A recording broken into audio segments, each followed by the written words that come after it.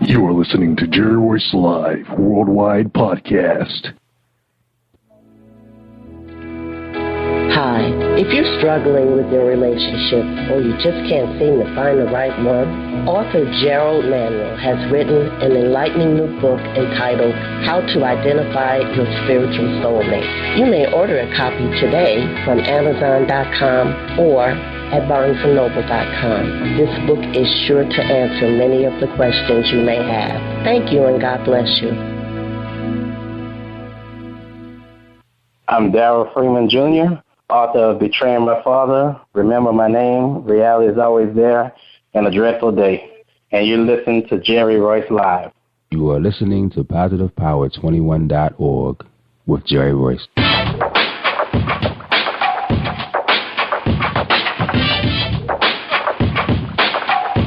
What up? It's your boy Kano Kingston. Hi, this is Angel Sessions.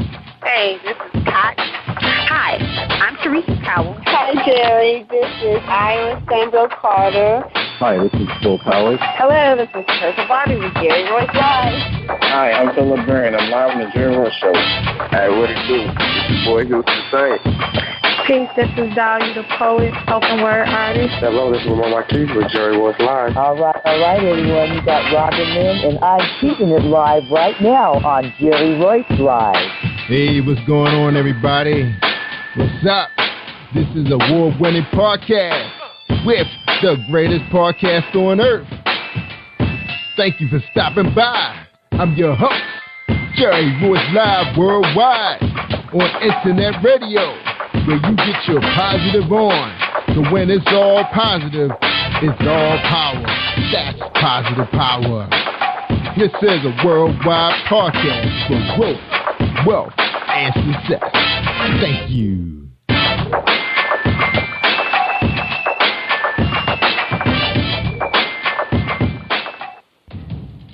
Think you know how drugs get in those little brown bottles? Think again. Set in the green hills of western New Jersey, inside the gilded halls of power of a U.S. pharmaceutical company where decisions are worth billions of dollars and human lives worth less. Nicholas Harding, a young executive at Marshall Pharmaceutical, finds his career, family, and life in jeopardy.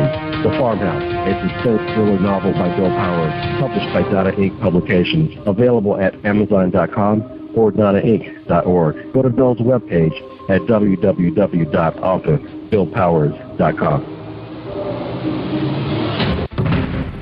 Are you looking for the next great read? A book filled with love, passion, betrayal, and intrigue. The award-winning novel, Season of Change, by Tamika Patrice Kane, is sure to satisfy your literary sweet tooth. Check out this must-read book reviewers are calling uplifting and emotional. And exceptionally great read, deeply intense and thought-provoking. Order your copy today, available in paperback and ebook on Amazon.com or at www.tamikapatrice.com.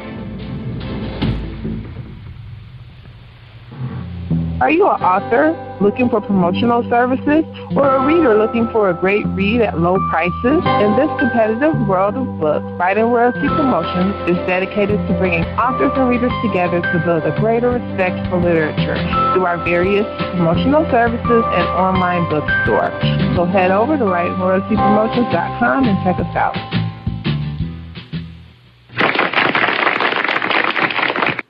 Thank you, everybody. Thank you for joining us, and welcome to PositivePower21.org. I am Jerry Royce Live, and you're listening to episode 337. That's right, 337. And my special guest tonight is Darrell Freeman. That's right, and tonight he's here to talk about his book, Betraying My Father, and he's here to talk about his stage play that's coming soon. So hold back, relax yourself, and let's hear a message from our sponsor, Reese World Publishing. Hold tight, everybody.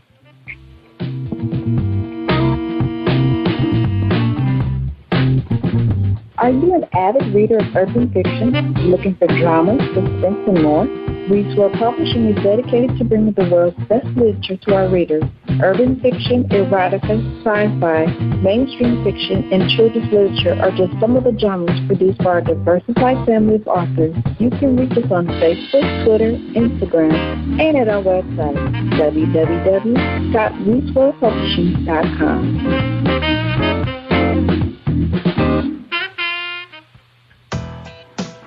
All right, everybody, we're back.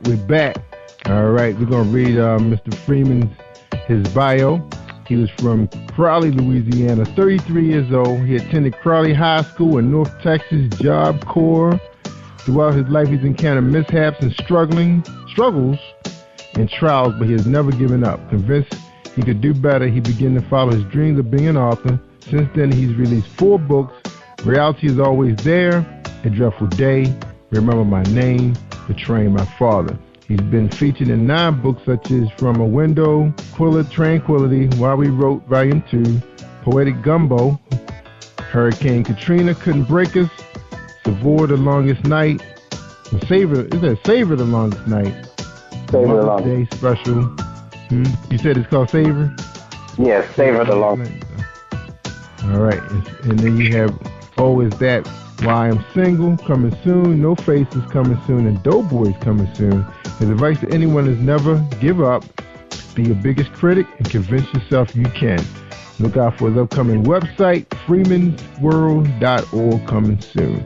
All right, Mr. Freeman, welcome to Jerry Royce Live Worldwide. How you doing tonight? I'm doing great. I'm doing wonderful, man. Thank you for having me. I appreciate it.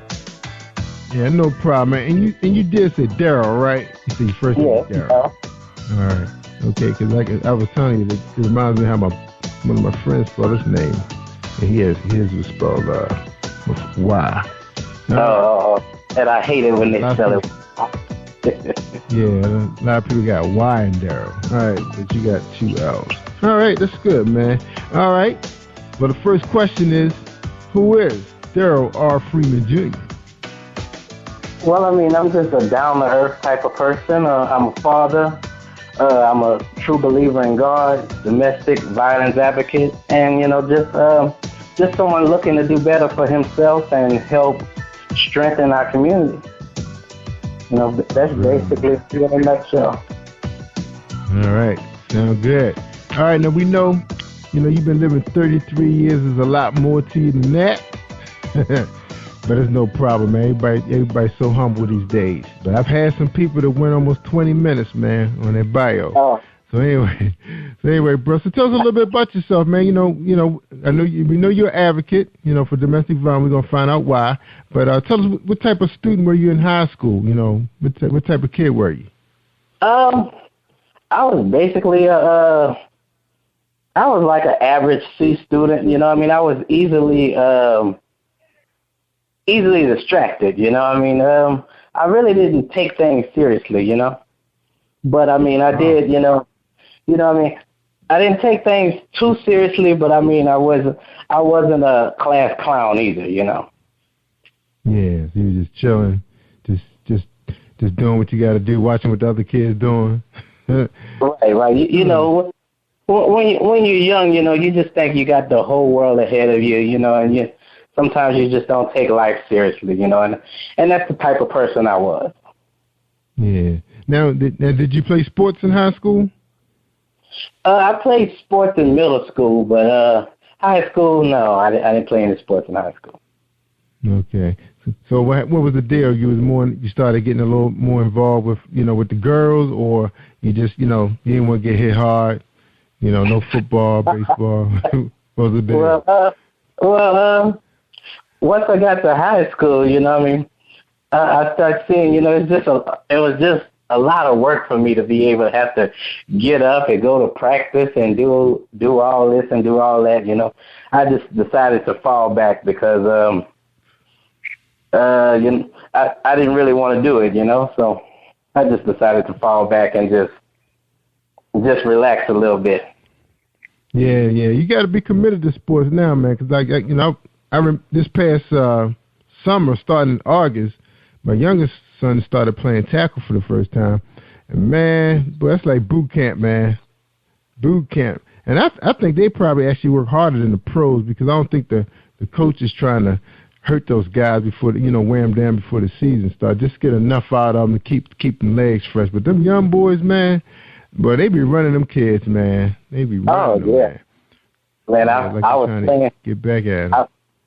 I was playing ball in the park with my son and some other people, and we was playing football, and man, them young kids wore me out. So how old are your children? Well, my son is he just turned 12 a couple of days ago. Oh, awesome! Same age as my kid. Yeah, I got son 12. All right. So you just have the one child? Yes, sir. All right. That's right. It costs too much money, man. All right. Yeah. Now, what type of kid is he, man? Is he athletic? He likes video games, sports, or he's into his books?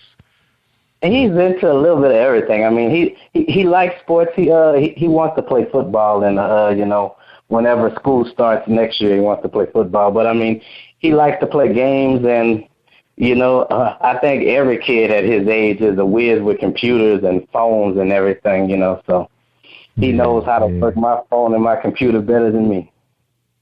Right. Yeah, they know their stuff, man. Now you're a pretty young father, 33, son 12. You guys going to probably be pretty tight growing up. My son was like that too. And, you guys pretty close-knitted. You take them out to events. You guys always together on the weekends, doing guy stuff. What's the deal?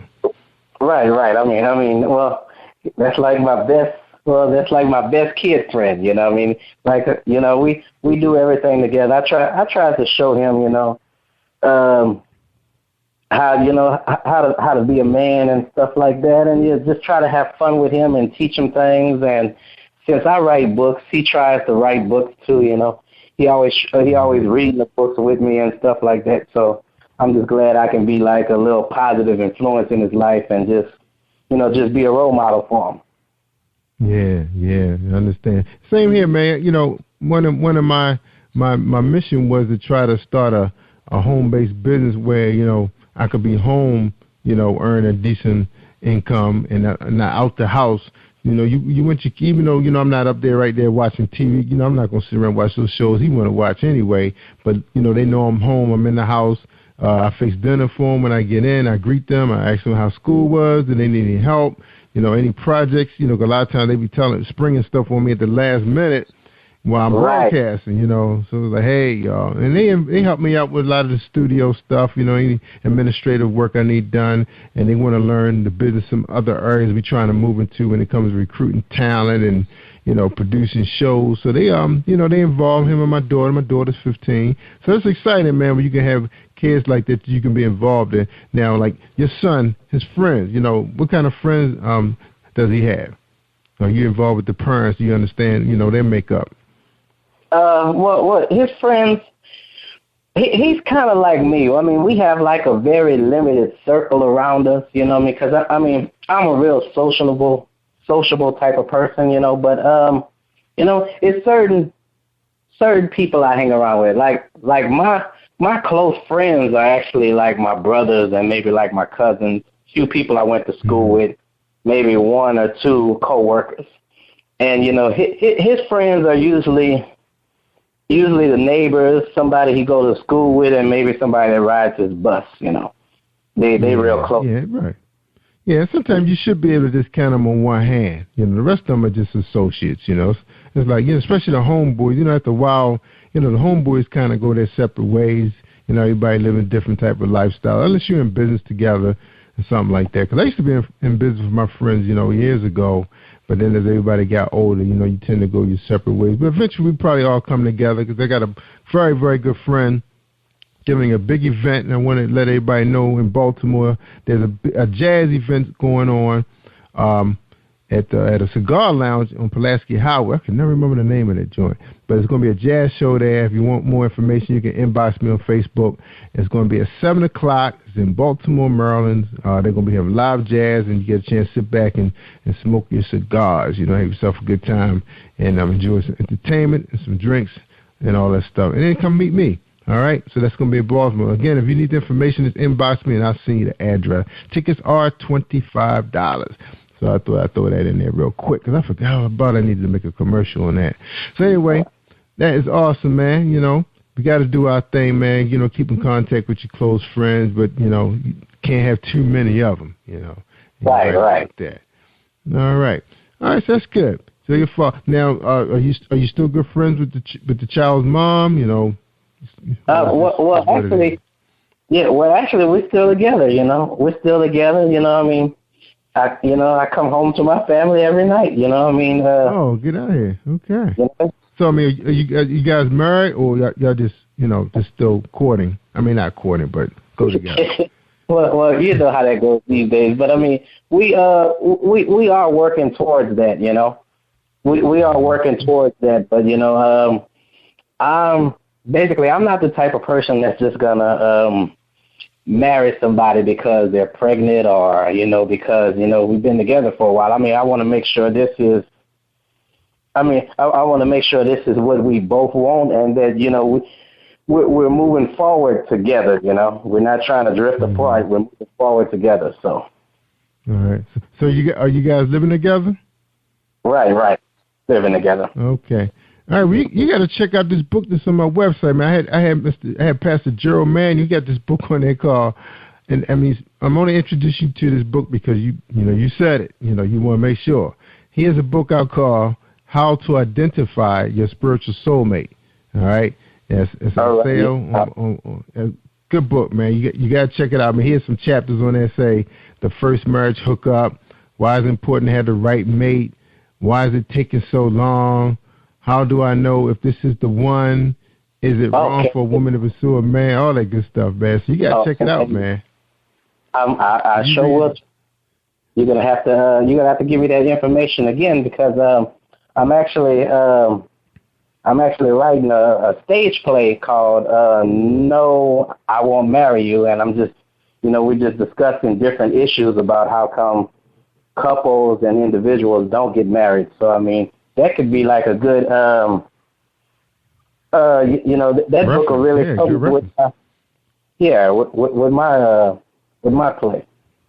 Yeah, make a good reference book. Yeah, the book's called How to Identify Your Spiritual Soulmate. It's right there on positivepower21.org for anybody. Yeah, I'm plugging stuff right now. I can't believe it already. And we still got 3 more minutes before we do our plugs. But anyway, I'm plugging that book because it's a good book, it's a spiritual book. And because you're in that situation right now, it might help you, to understand, what you're getting into. But, like you get a chance to listen to that podcast, Pastor Gerald, he gets into a lot of the fact that he's not telling people not to get married, but, you just need to know what you're getting into spiritually. He covers some really good topics in the conversation, too, that you definitely probably want to hear. Anybody out there single, same situation, Mr. Freeman's in, you may want to check out that podcast. And that's the podcast right before this one, 336. All right, 336. All right, guys, you listen to episode 337. We're talking to Darrell-Freeman Jr. When we get back, we're going to talk about his Betraying My Father, his book, and also he's going to tell a little bit about a stage play, why he wrote it, and it's supposed to be coming out sometime this fall. Is that right, Darrell? This fall? Yes, sir. It comes out in November. All right. So have you already chose the cast? Can anybody try out or audition? Well, we already have our cast together, but we are looking for extras and like step-ins, just in case someone can't do it. We're looking for replacements. So. Oh yeah, okay. I didn't know that. I didn't know that they go down like that. After I was looking at Kim Whitley, her show. What's her little son name? Jeremiah or something like that. She has a show where she was producing a play. Yeah, Jeremiah, yeah. And one of the guys got pretty upset because she had a standby. I mean, he was standing by too. And I was like, well, I didn't know they do that. But then I've heard, sometimes when you have stage plays, the lead actor or the actors who have the main parts may not be able to continue the tour or in case the ticket don't stop the show. Right, you just never know what happens, and you need someone that's going to be able to fill in. You can't just cancel the show because somebody can't can't travel with. Now, so what is that like, man, when, you cast a group like that? I mean, are you doubling up on all the actors, or you have maybe one or two that can do multiple roles? How does that work? Oh, well, I mean, we're actually looking for people that can do multiple roles, just in case one can't do this one, or if someone can't make it to the next show, we can switch characters around and things like that. But, I mean, you want to look for people who has experience and things like that, If push come to shove, I'll get into play, whatever it takes to keep it up and running. That's right. All right, well, we're ready to take our break. And let me cue it up real quick. I actually have picked out the commercials I was going to run tonight, too. I'll tell y'all. Here we go. All right, everybody, we got a Book Buzz presentation from Helen McMillan and Cynthia and Lane Cobb. All right, check it out. What's stopping you from making more, having more, and being more? Hi, I'm Helen McMillan. I'm a success coach. I can help you shift into your $1 million zone of joyful success. Be your most magnetic, confident, and powerful self. The first step is to get my free ebook, 7 Simple Ways to Shift into Your $1 Million Zone. Go to www.yourmilliondollarzone.com and download it now.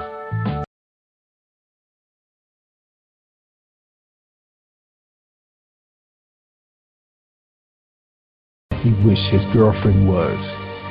Is his girlfriend's unconditional love and ride-or-die loyalty worth dealing with in her baggage?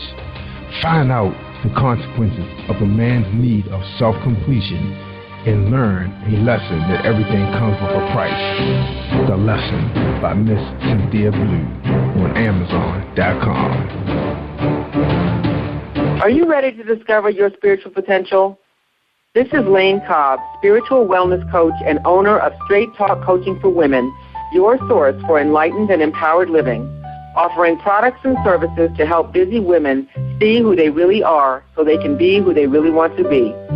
Contact us at www.straighttalkcoaching.com or call 443-756-8391 to empower your spirit and achieve your full potential.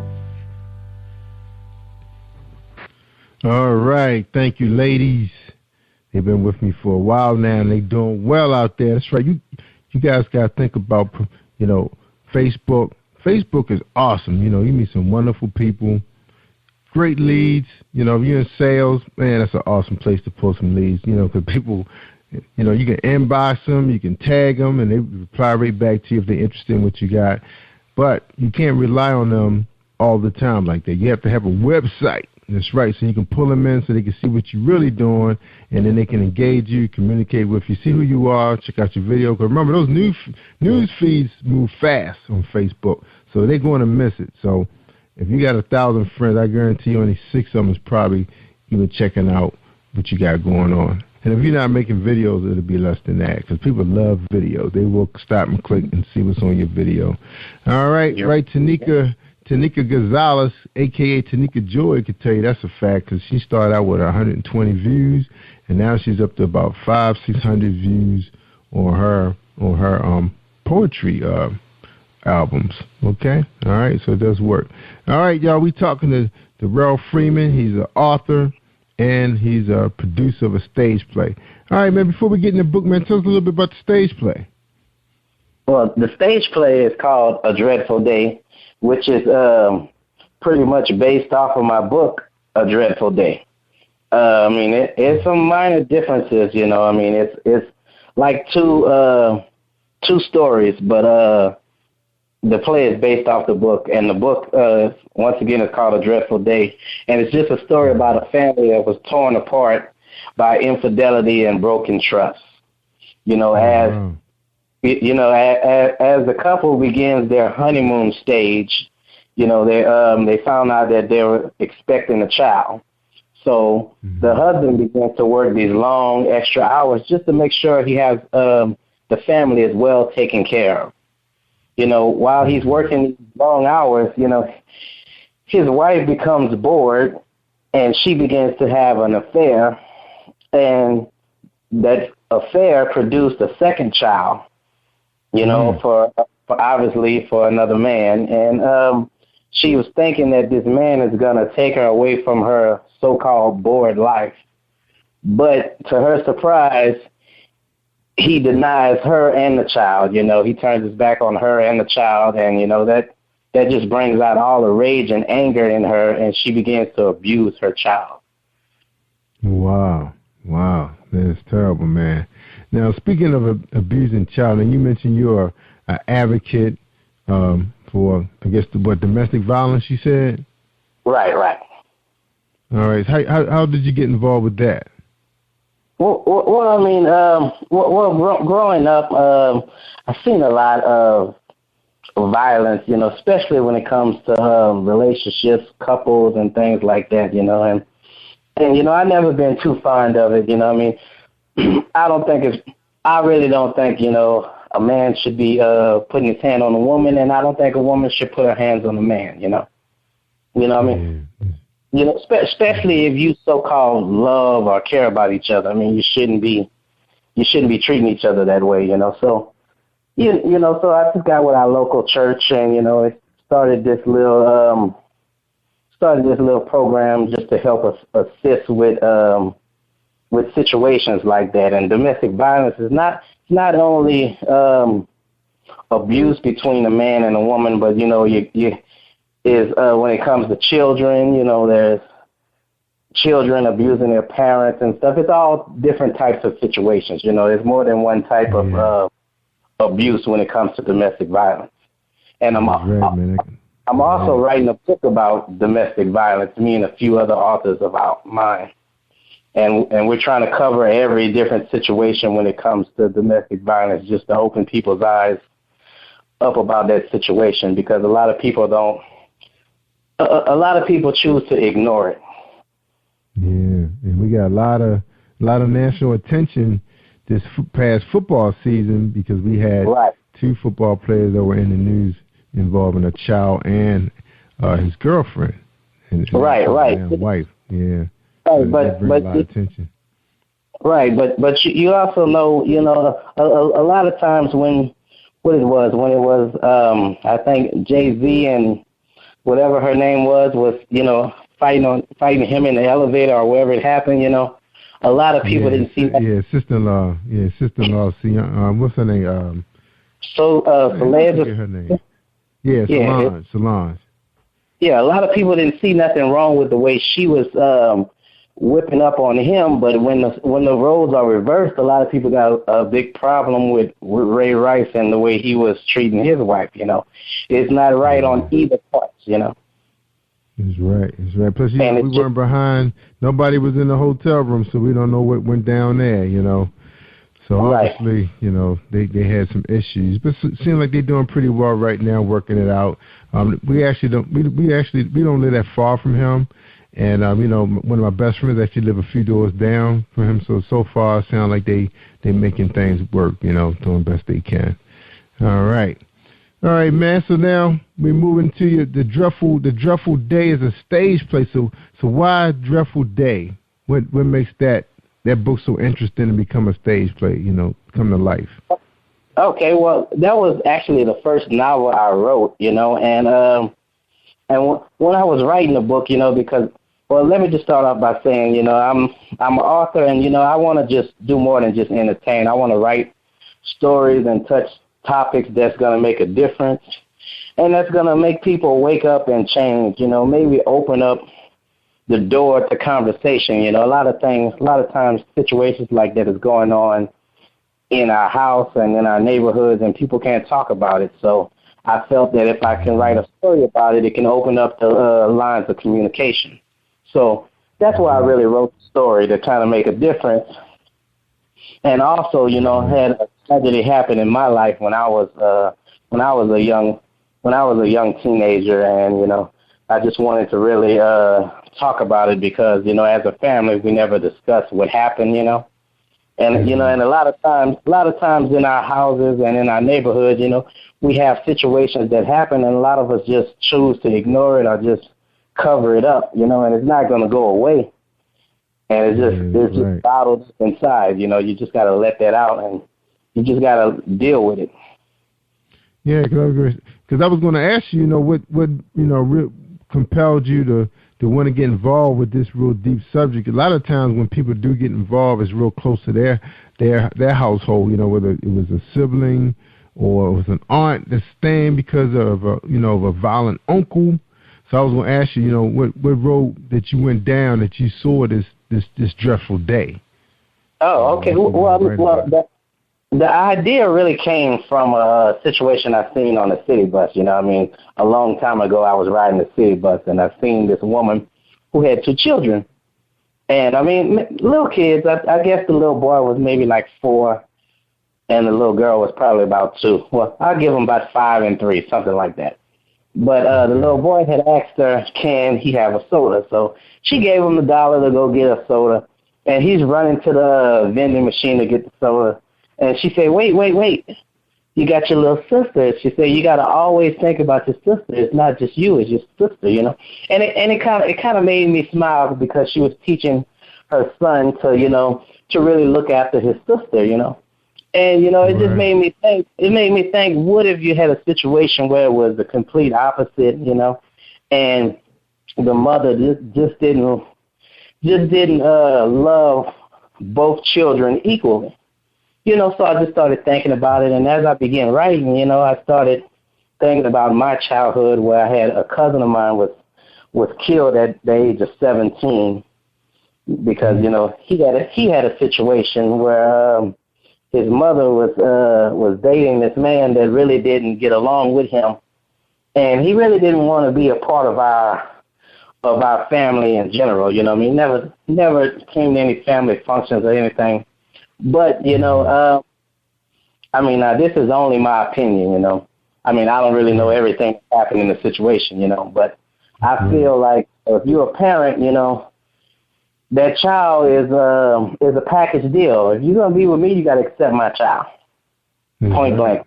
You know, nothing else to talk about. You know, and I felt that if she'd have pulled him on the side and said, look, this is my son, you know, if you're going to be with me, you got to accept my child. And then you pull your child to the side and say, look, this is the man I want to be with. You don't have to like him, but you're going to respect him. And then y'all all spend time together as a family and try to bond together. Now, whenever you feel you trust him, you trust both of them enough to spend time with each other by themselves, then that's when they begin to bond with each other. And, you know, y'all just kind of build your family from there. But that situation didn't happen.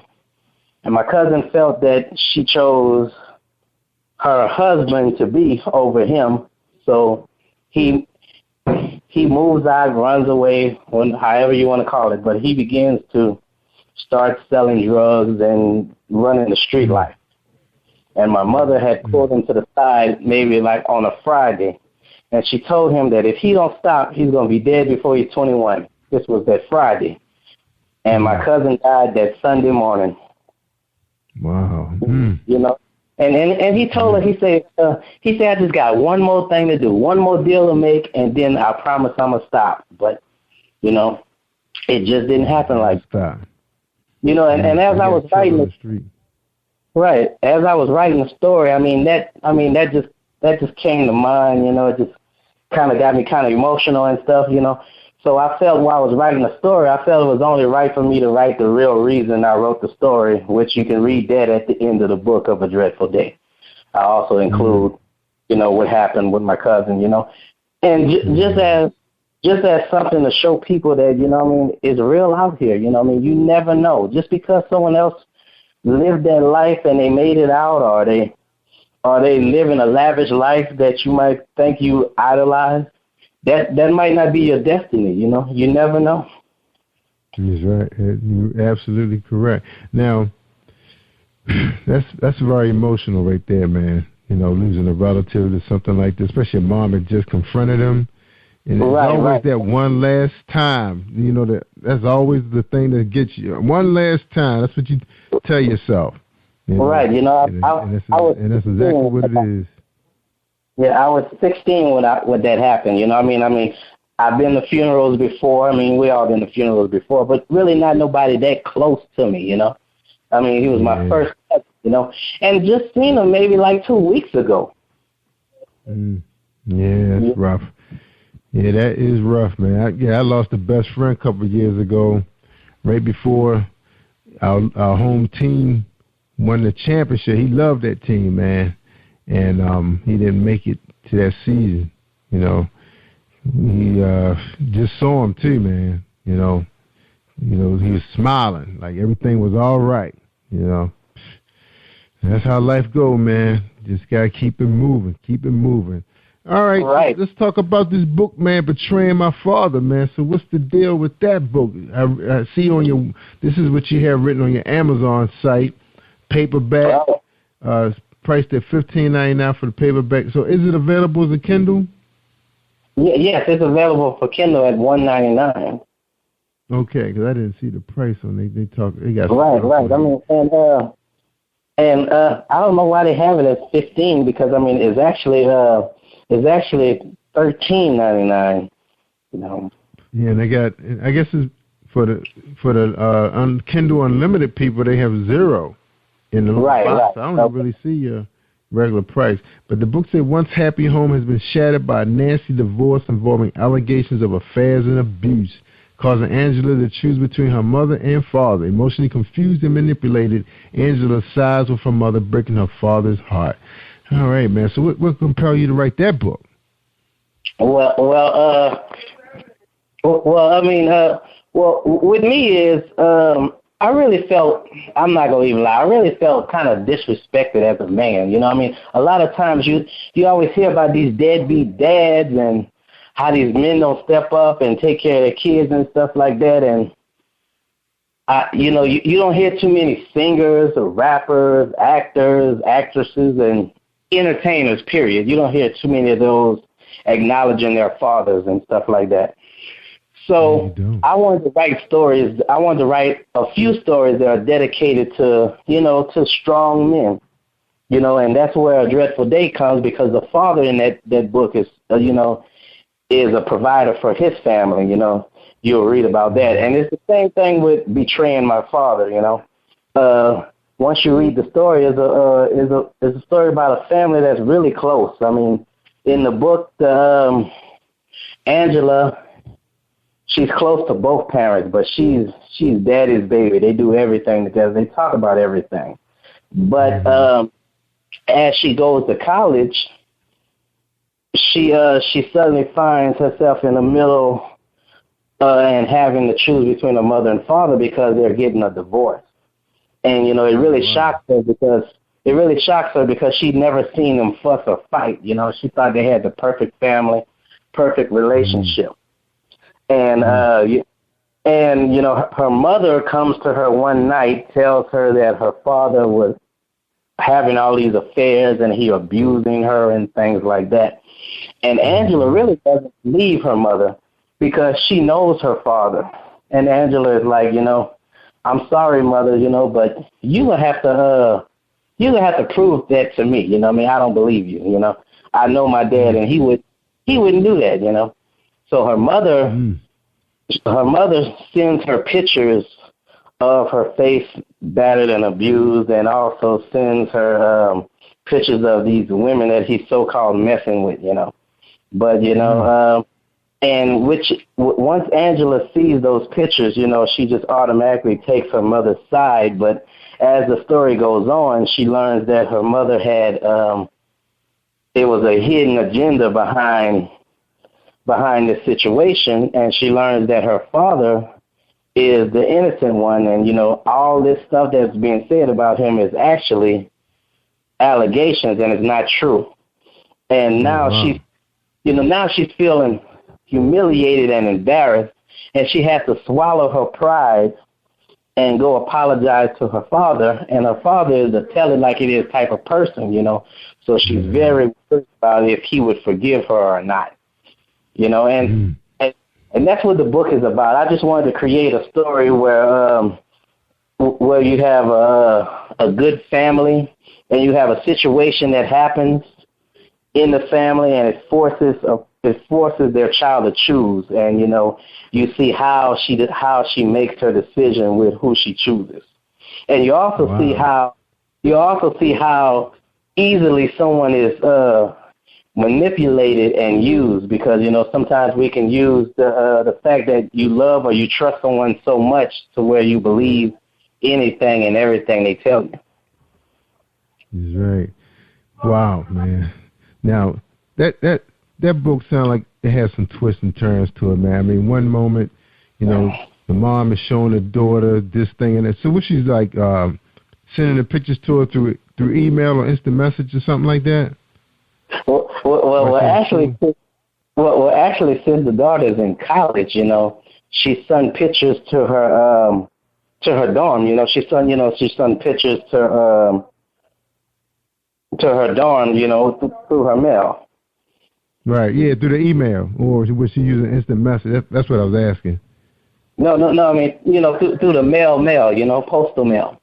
She used snail mail. Oh, what the heck? I forgot about that. The visual effect, when you see it right then and there, But I mean, she's real smart about it. She waited till one weekend where her daughter was at the house, and she woke her up in the middle of the night to tell her about her father, and she's kind of warming her up about this situation, telling her this and that has happened.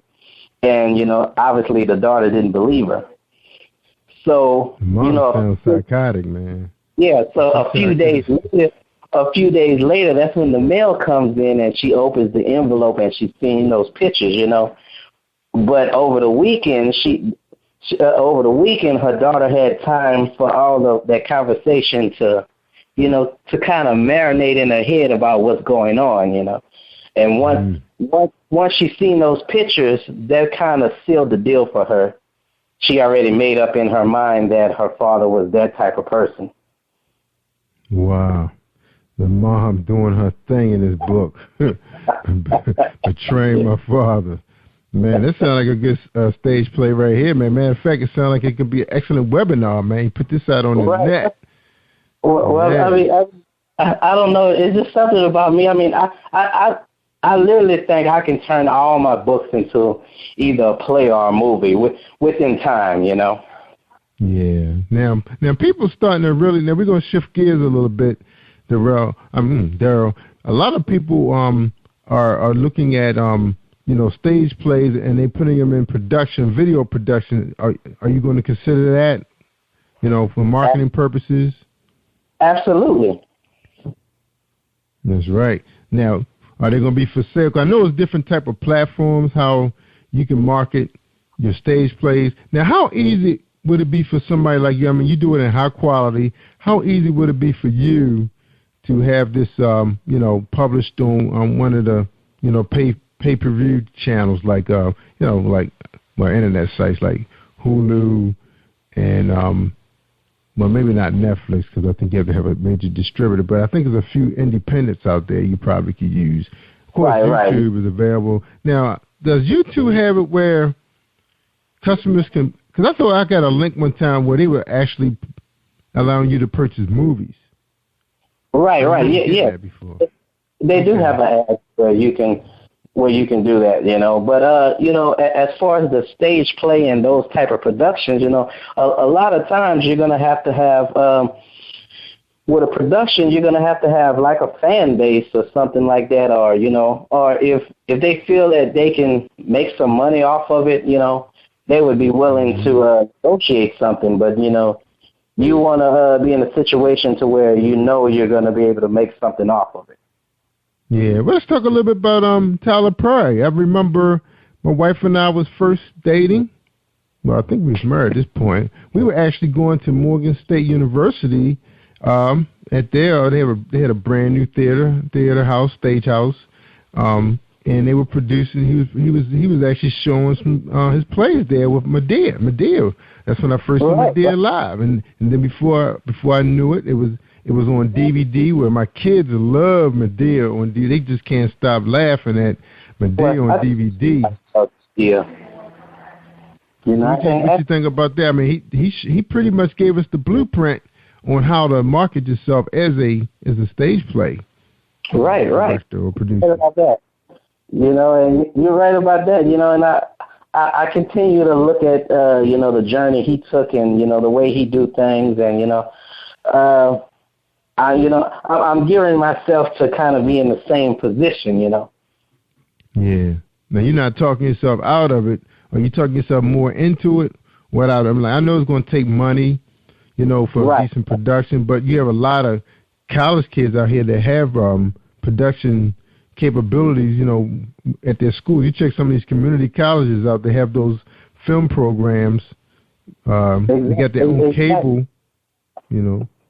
You know, exactly, you know, and like for someone that's trying to do stage play and production, you know what I mean, that could be like a good way to go, where you go to those technical colleges and those schools where you have those youngsters that's trying to get into that field, you know, and you work something out with the school and with the class to where, you know, they can help you with the project, and it'll cut some of your costs a little bit, and you can take some of the money you saved and go toward more exposure and advertising and stuff, you know. As long as you got you a good product and it's very professional and stuff, you know, there's a market for it. You know, you just got to make sure you develop it and produce it and, you know, do everything, you know.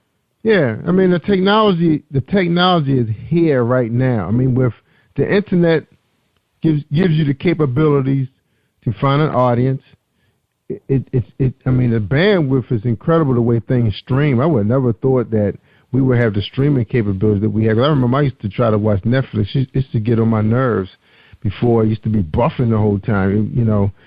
Right. I'm talking about you connected to the internet. You know, you connected to a landline. Now wireless, man, is incredible, you know. Right. You know, and that's the thing, you know. I mean, we need to jump up on this technology and stuff like that, you know. I mean, a lot of these youngsters, they always on Facebook and doing all this other stuff, you know. But I mean, technology is the future, you know. Right. Now, yeah, a lot of the kids kind of abandoned Facebook. They left it to the parents. This is our territory now, which I think is a good thing. I mean, you're talking about is over, and I tell people all the time, there's over 500 million users plus. You know, if you ever get a chance to check out people like Marie Folio, Amy Porterfield, you got a number of these experts out here. I mean, it's a couple guys got some excellent productions out there talking about how YouTube and video production can be used to engage your customers. You know, for you, I think it's the ultimate. Man, I would be super excited if I knew that Facebook, a tool like that, was out there along with YouTube. And the fact is, you don't have to carry those big super cameras around no more. People shooting excellent productions right from their tab. Because I think the tablets actually shoot better than the iPhones. Because I actually tried both of them, and my tablets shoot way better.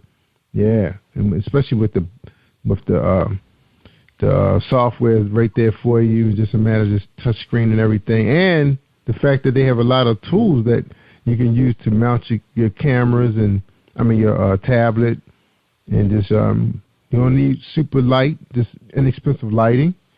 So I've done all that stuff. I mean, I have 2 studios myself, and we haven't really used them to the full capabilities yet. We still, you know, playing around with some ideas and just watching how people are taking us in. You know, sometimes you don't, you know, like they say, man, you know, you don't want to become a millionaire too fast, too quick, you know. Right. You want to take your time, you know. So that's what we're doing with our production. But look, man, I wish you the best with all of that, man. We're going to take a quick break. When we come back, we're gonna have one final discussion, and then we're gonna have you close out the show. All right, man? Sound good? All right. No problem. All right. All right, everybody. We're talking to Darrell Freeman. Find out exactly how much marketing he's trying to do now. He's trying to get his name out there, and what better way of using the internet. All right? So stay tuned for this message from Book Buzz with Lisa Sandler. Are you an author looking for promotional services or a reader looking for a great read at low prices? In this competitive world of books, Writing Royalty Promotions is dedicated to bringing authors and readers together to build a greater respect for literature through our various promotional services and online bookstore.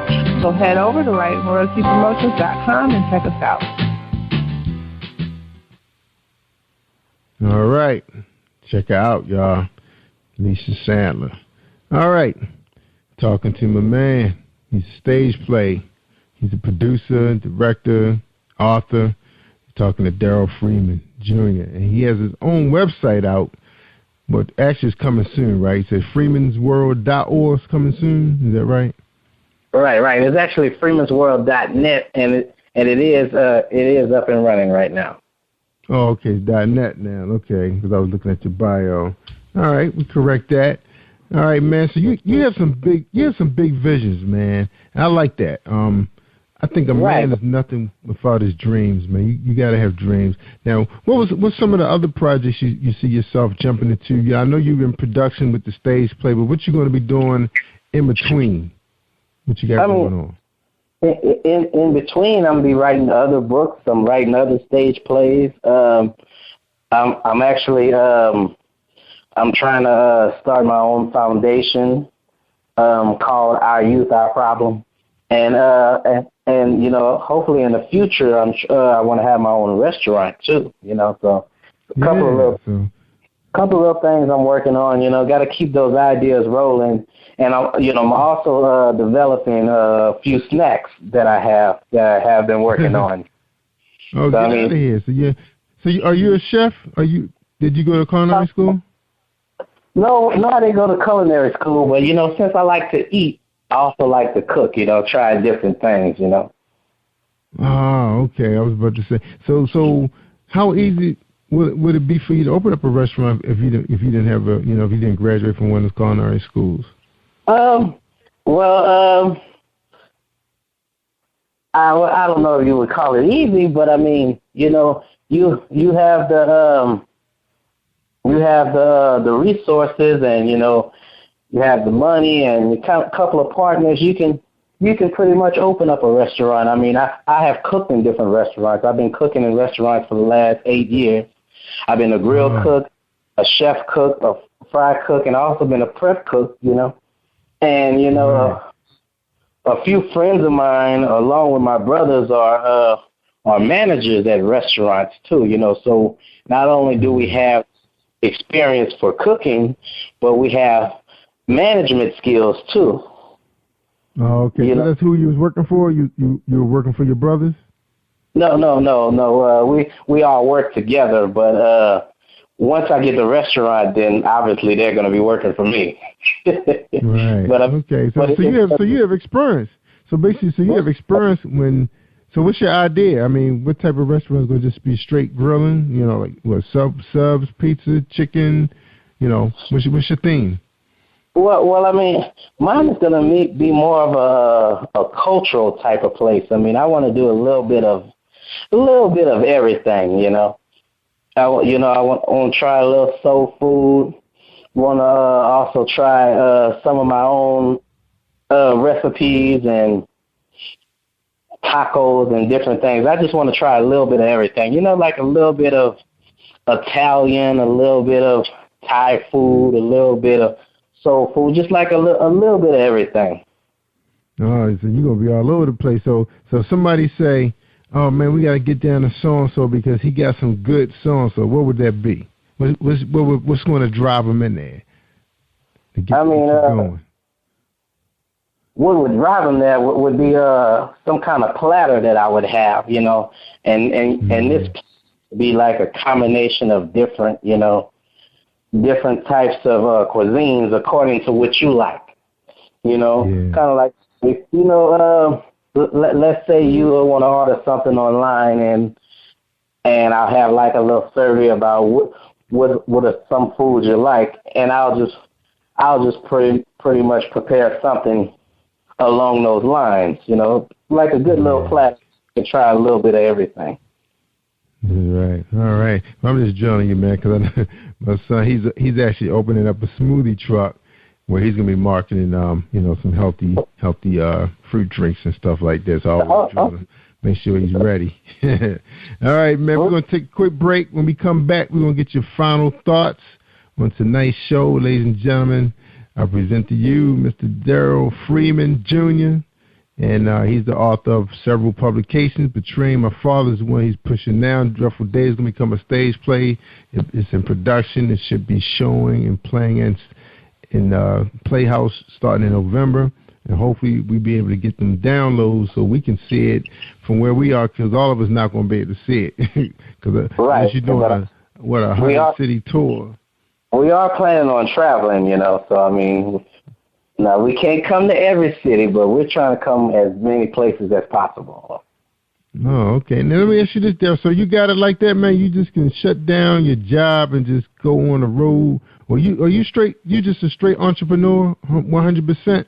Or, you got a job where they see me, they see me. I do have a job, but like I've been preparing them for this time that's coming right now, because like I say, I'm an author. So, I mean, I'm always doing book signings and going different places. So, so I'm you can shut it on down. Right. When it comes to these things, you gotta push forward. You gotta push forward. That's right, man. So you tell the boss, you rolling out early Friday, you gone. You gotta catch a plane. Yeah. You got to handle that. That's right. All right, man. So before we take this break, man, where can fans find you, man? Any book signings coming up, anything like that, where people can, prepare to look for you? You can find my books on Amazon, Create Space, Barnes and Noble, Books A Million.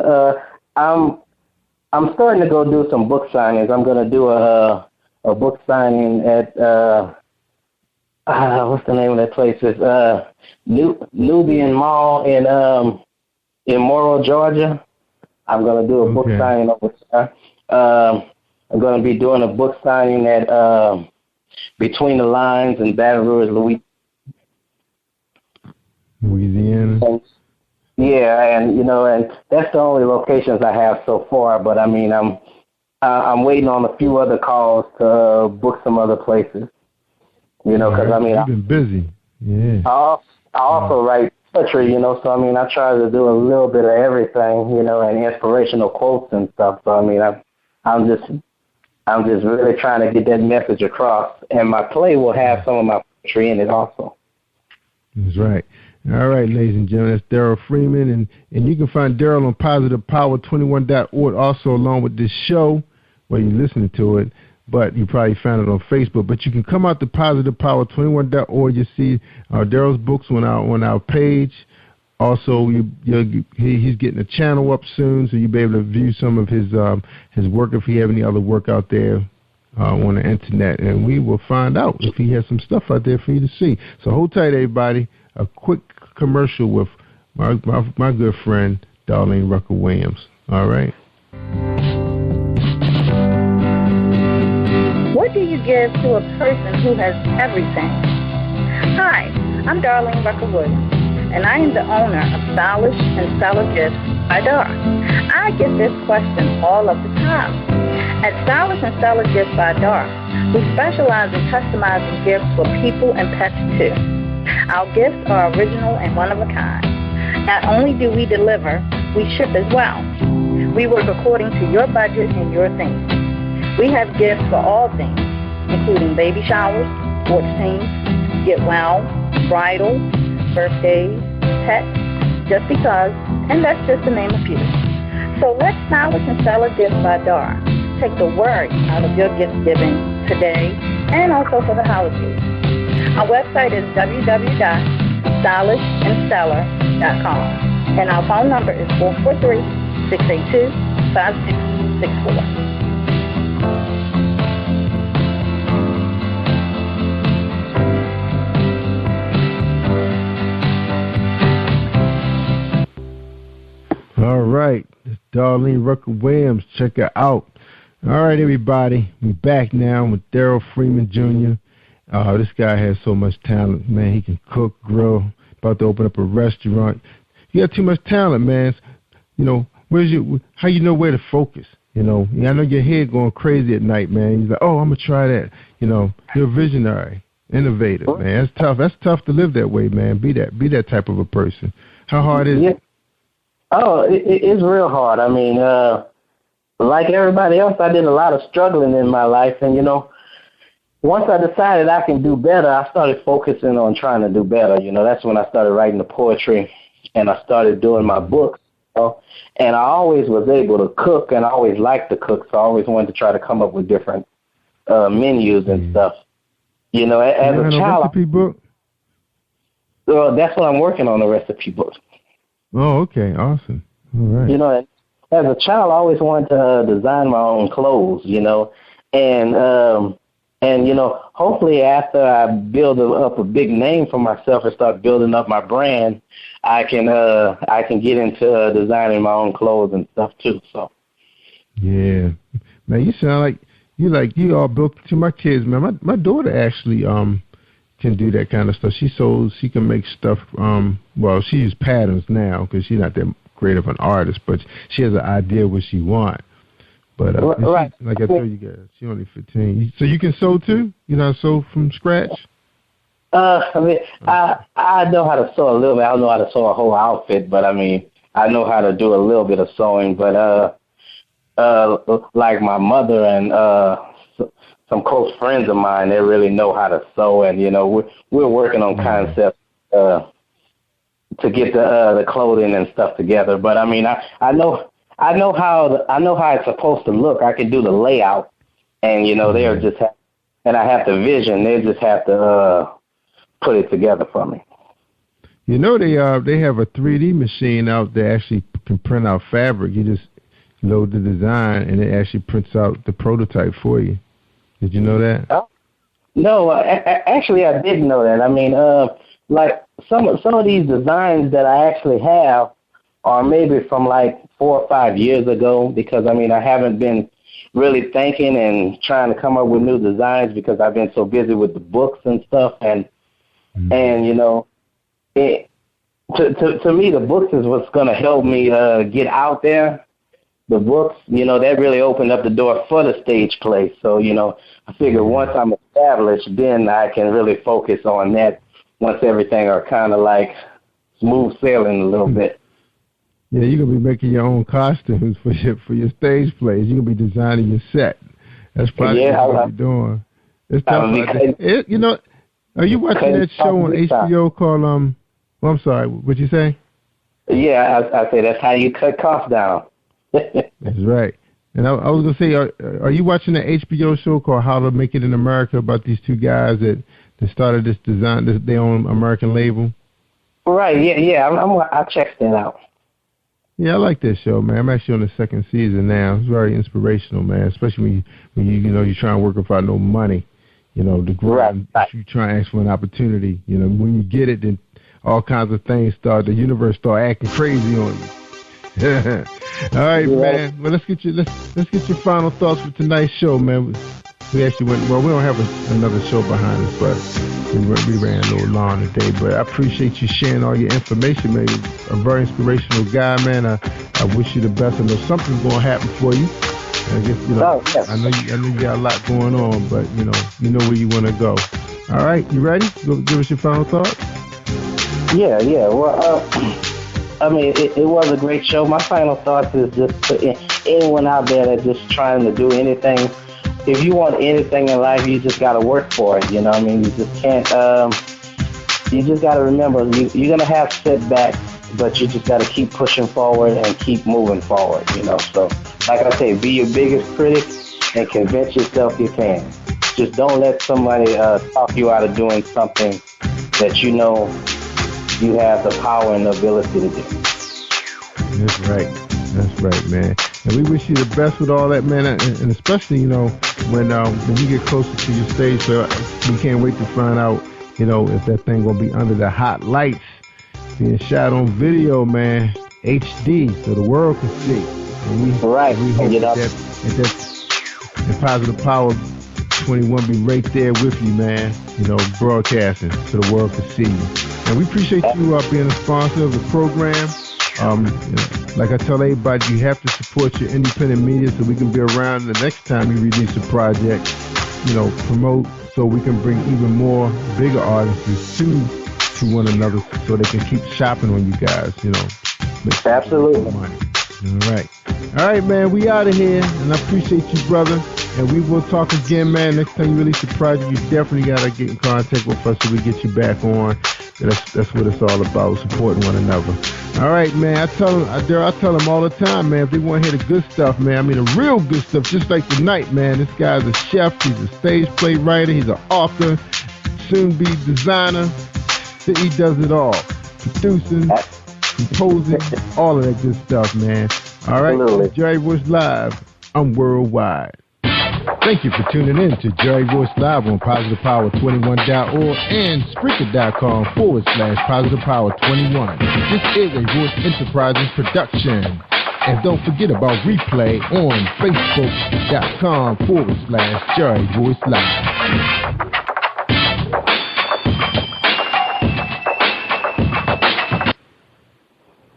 All right, everybody, stay off. You are listening to Jerry Royce Live Worldwide Podcast.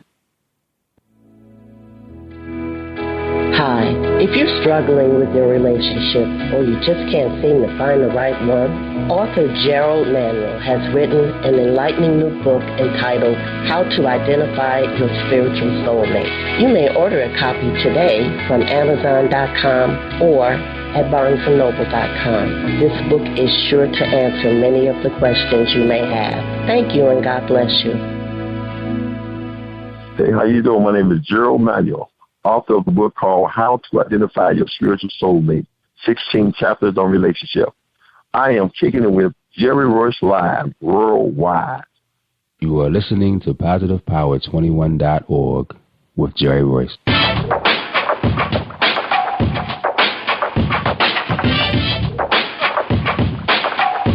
What up? It's your boy Kano Kingston. Hi, this is Angel Sessions. Hey, this is Pat. Hi, I'm Teresa Powell. Hi, Jerry. This is Iowa Sandra Carter. Hi, this is Bill Powers. Hello, this is Teresa Bobby with Jerry Royce Live. Hi, I'm Philip Byrne. I'm live on the Jerry Royce Show. Hey, what it do? It's your boy Houston Saint. Peace, this is Dolly, the poet, spoken word artist. Hello, this is Lamar Marquise with Jerry Royce Live. All right, everyone. You got Robin in, and I'm keeping it live right now on Jerry Royce Live. Hey, what's going on, everybody? What's up? This is a award-winning podcast with the greatest podcast on earth. Thank you for stopping by. I'm your host, Jerry Royce Live Worldwide on Internet Radio, where you get your positive on. So when it's all positive, it's all power. That's positive power. This is a worldwide podcast for growth, wealth, and success. Thank you.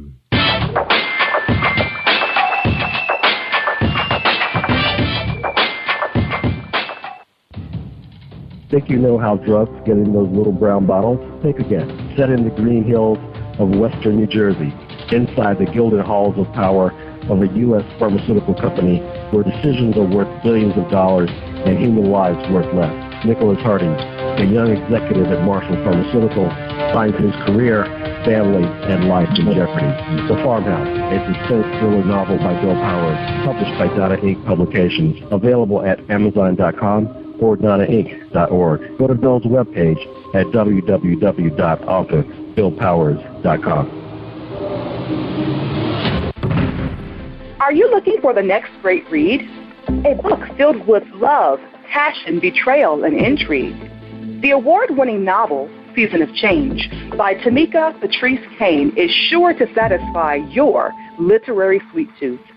Check out this must-read book reviewers are calling uplifting and emotional, and exceptionally great read, deeply intense and thought-provoking. Order your copy today, available in paperback and ebook on Amazon.com or at www.tamikapatrice.com. Are you an author looking for promotional services or a reader looking for a great read at low prices? In this competitive world of books, Write and Royalty Promotions is dedicated to bringing authors and readers together to build a greater respect for literature through our various promotional services and online bookstore. So head over to writeandroyaltypromotions.com and check us out.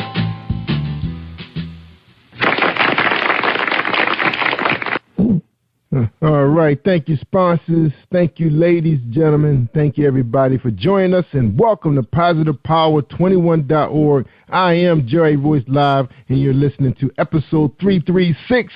That's right, 336 radio shows on PositivePower21.org with Jerry Royce Live. Tonight, we got Pastor Gerald-Manuel. He wrote a book called How to Identify Your Spiritual Soulmate. And as soon as we get our word from our sponsor, Reese World Publishing, we will get him on. Hold tight, everybody.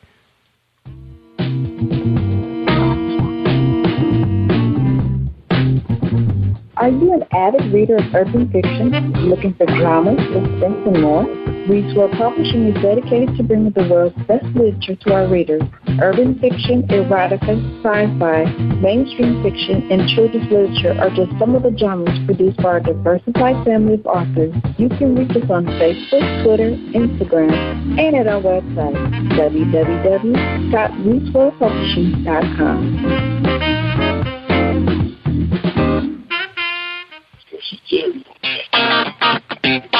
Hey, this is director-producer Alan Wills, and I am on Positive Power 21 with Jerry Royce Live. And when I'm online, I listen to Jerry Royce Live at www.spreaker.com/positivepower21.org. Y'all heard? That's right. You tell them, Alan Mills, you listen to Jerry Royce Live, and tonight we're going to be listening to Jerry Royce Live and Pastor Gerald-Manuel. He's a lifelong resident of Chicago, Illinois.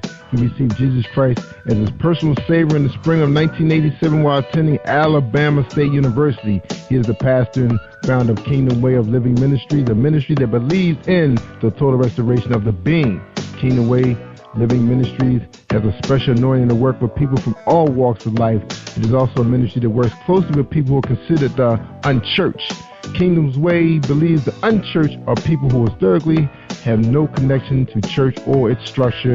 They are wounded, hurt, rejected, and have many other spiritual ills. Pastor Manuel is passionate about reaching the disenfranchised and being of service to families, children, and youth. He is committed to sharing messages from the Holy Bible to help strengthen each being with an increased desire to honor the holy commandments. He guided and studied by the Holy Spirit to commune throughout the day with God, to always give thanks for Jesus and to the fellowship and love with others. Amen. All right. Pastor Manuel, what's going on, man? How you doing? God bless you, Brother Jerry. God bless you. It's always an honor to be on your podcast, talking to you, as well as all your listeners. Yeah, man. Worldwide, baby. Glad to have you, man. We got to pick up where we left off at now. Again, man, you know I'm a busy guy. I didn't get a chance to flip my pages like I kept saying. That's good. It's a good thing to be busy. That's right. But we're gonna do this thing, man, because they was asking questions, man. You know, women, people got concerns, man, with relationships, man. And I thought it'd be a good idea to bring you back again. I know you probably learned a few things out there since the book. Now, what people are saying. Oh, before we do that, man, give people a little bit more background about you so they know exactly who you are and you know why you decided to pen this book. Okay? All yours. Well, my name is Gerald-Manuel. I'm married to Sister Yolanda Manuel. I love the Lord. I gave my life to the Lord, which you read earlier, back in the spring of 1987 at Alabama State University. I had 3 beautiful kids, Candace, Kennedy, and little Gerald. I'm a pastor of a ministry called Kingdom Way of Living Ministry, a ministry that believes in the total restoration of the being. I deal with a lot of people that is called the unchurched people, the people who have no church significant about them. So God brings like the drunken people, the people on drugs, the drunken people, the prostitute, people. In other words, all the people that other people don't want to deal with. then, God did, bring them to me.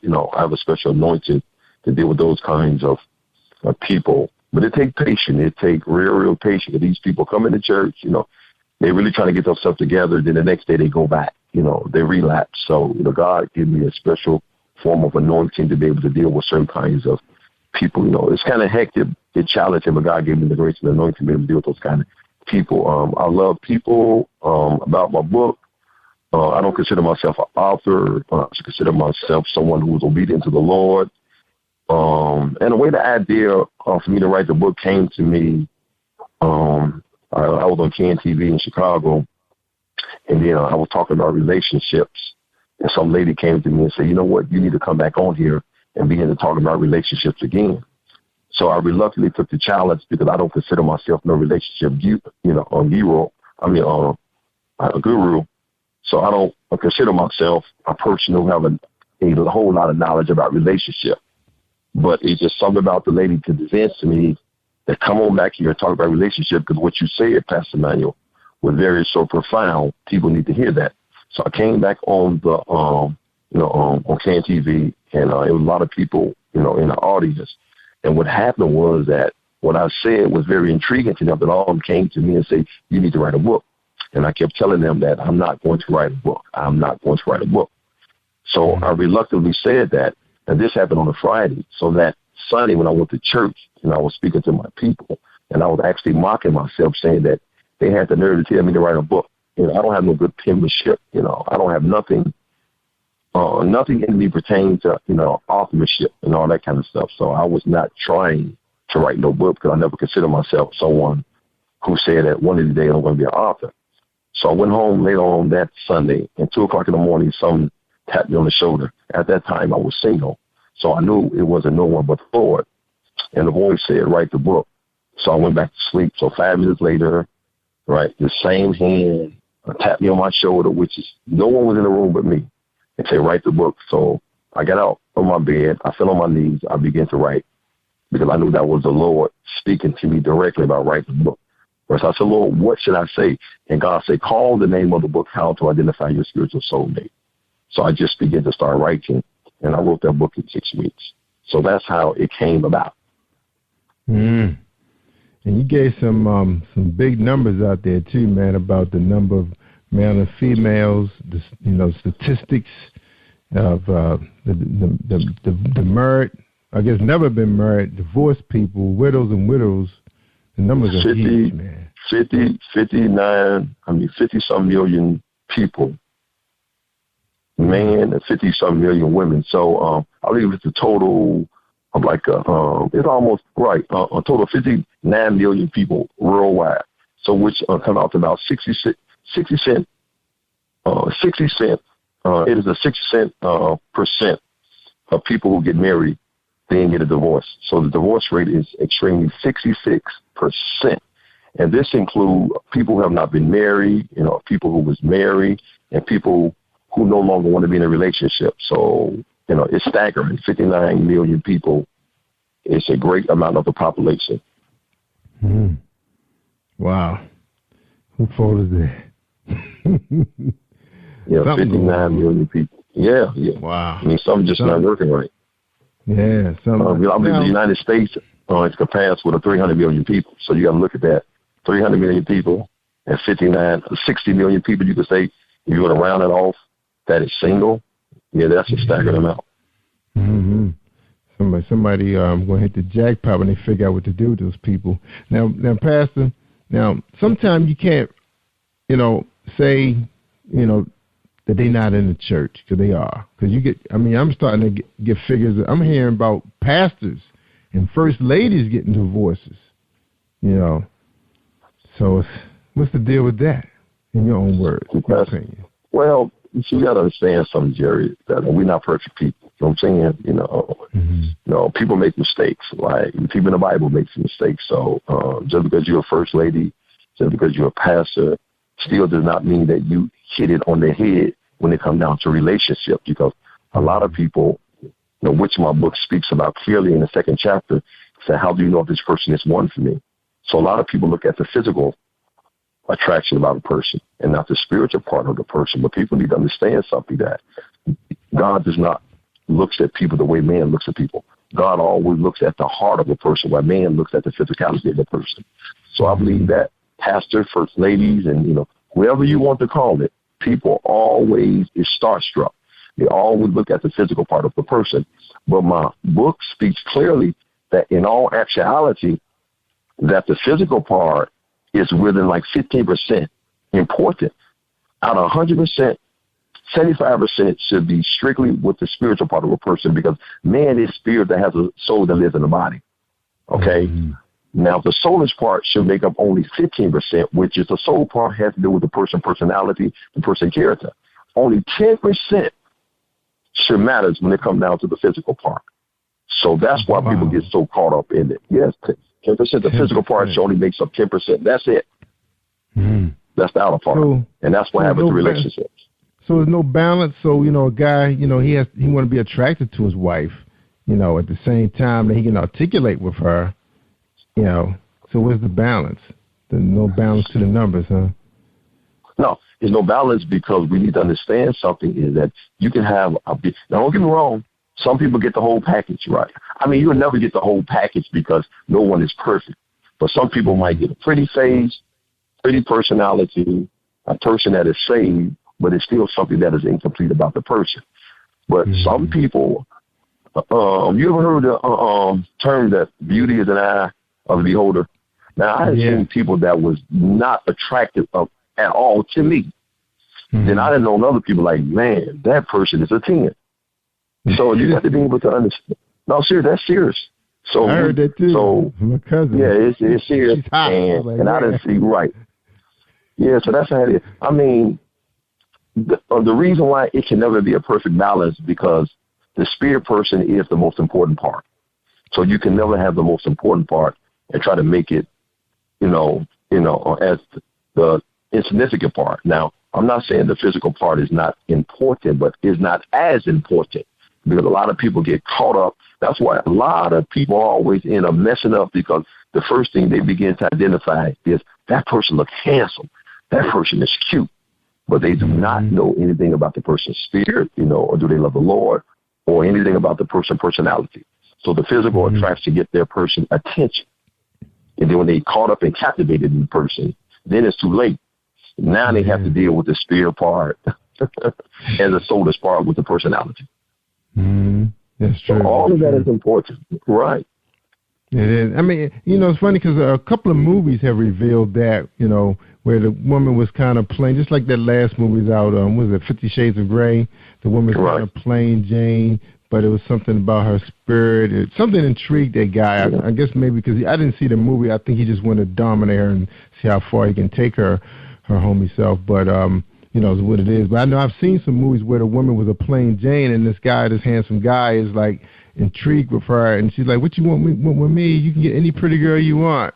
But then, you know, that's not what he wants now. He wants, you know, her spirit, her heart. Yeah. So that's interesting, man. But, you know, like you said, when people they see things they want. You know, that's the first thing. They're going to see this woman, you know, it was her walk. And we talked about that before, about the walk, you know, how she carry herself, her smile. It could be anything that turns you on, really. It doesn't necessarily. I mean, just think you're in a room with a group of people, and it could be 4 guys and 10 females, and there may only be one female sitting there that's really going to capture his attention. Now, all of them may be attractive, but it's like one is like, oh, my gosh, I have to meet her. You know, I got to have her. You know, that's what's running through your mind, you know. And that's a normal process. There's nothing wrong with that. That's a normal. You wouldn't be a human being if beauty did not attract you. Something is wrong with you. So it's a normal process, but you have to have discipline, too. That's right. Now, Pastor, you wrote this book before you got married. You was a different kind of a guy. Now, is there anything in this book that if you had an opportunity to rewrite, you would rewrite it, or maybe add something or take something out? Nope, it's nothing that I can try to say that I wish I never had in the book, because the book was inspired by the Lord. Because like I told you that, you know, I don't consider myself an author. And the way I was writing the book, as if the revelation was given to me as I was writing, I was writing like 2 chapters in one day.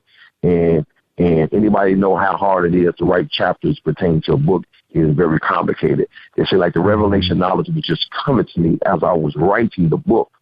And every chapter in the book is predicated and based on scriptures in the Bible. So no, I wouldn't take nothing out of the book. Nothing. Everything came straight from the Lord that I can recall. Amen. All right. All right, man. We're going to take a quick break. And we come back now. You guys know who we're talking to. That's right. Pastor Manuel. He knows what's going on. And he in chapter 1, verse 5, Jeremiah, he say, before I formed you in the womb, I knew you. I ordained you a prophet to the nations. I love the way that reads. All right, hold tight, everybody. Here's a message from James Deshay. Speaking of, relationships, here's the romance man right here. Are you looking for a great book of poetry that is romantic, heartfelt, and full of male emotion? Then get Thoughts, Love, and Reflections by James K. Deshay. That's D-E-S-H-A-Y. Go to www.jamesdeshay.com. You will enjoy Thoughts, Love, and Reflections. All right.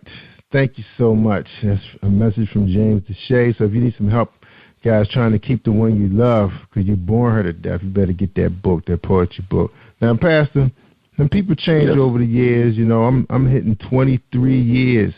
That's you saw me in Ocean City in those pictures. We were celebrating, man. It's not the 25 years, but I'm getting close. She's still keeping me, man. She's keeping me. Well, at least this for the 23rd, going to the 24th, she's keeping me. What's your advice for people who has the longevity, the longevity? No. Are you speaking from a spiritual perspective or just a person just have been with someone just in general? Yeah, just say general. Let's just say general, right? This for the first part of the question. Let's say general. Okay. So are you to what is my advice I need to give to people for the longevity of a relationship? Well, I'll tell you what, let's rephrase it a little bit. Okay, for some of the people you're meeting in the church that's coming to you, for some counseling or some words of advice that's been in the marriage for a long time, what are some of the things you're hearing from them that needs to be fixed? If we can say that, be fixed. See, first of all, I'll try to explain to people that love must be the spiritual glue that keeps the relationship together. Love must be the foundation. Because, see, whenever you build your foundation, how you begin a relationship become your foundation. If you begin a relationship on money, then money becomes your foundation. If you begin a relationship on lust, then lust becomes your foundation. However you begin a relationship, that becomes your foundation. So love is the spiritual glue that holds the foundation together. And I always tell people that, when people come to me, and they want my honest opinion, like in counseling about relationships and all that kind of stuff, the first thing I want to know is that do that person have a relationship with the Lord? And that's what I try to explain to them. Do the person have a relationship with the Lord?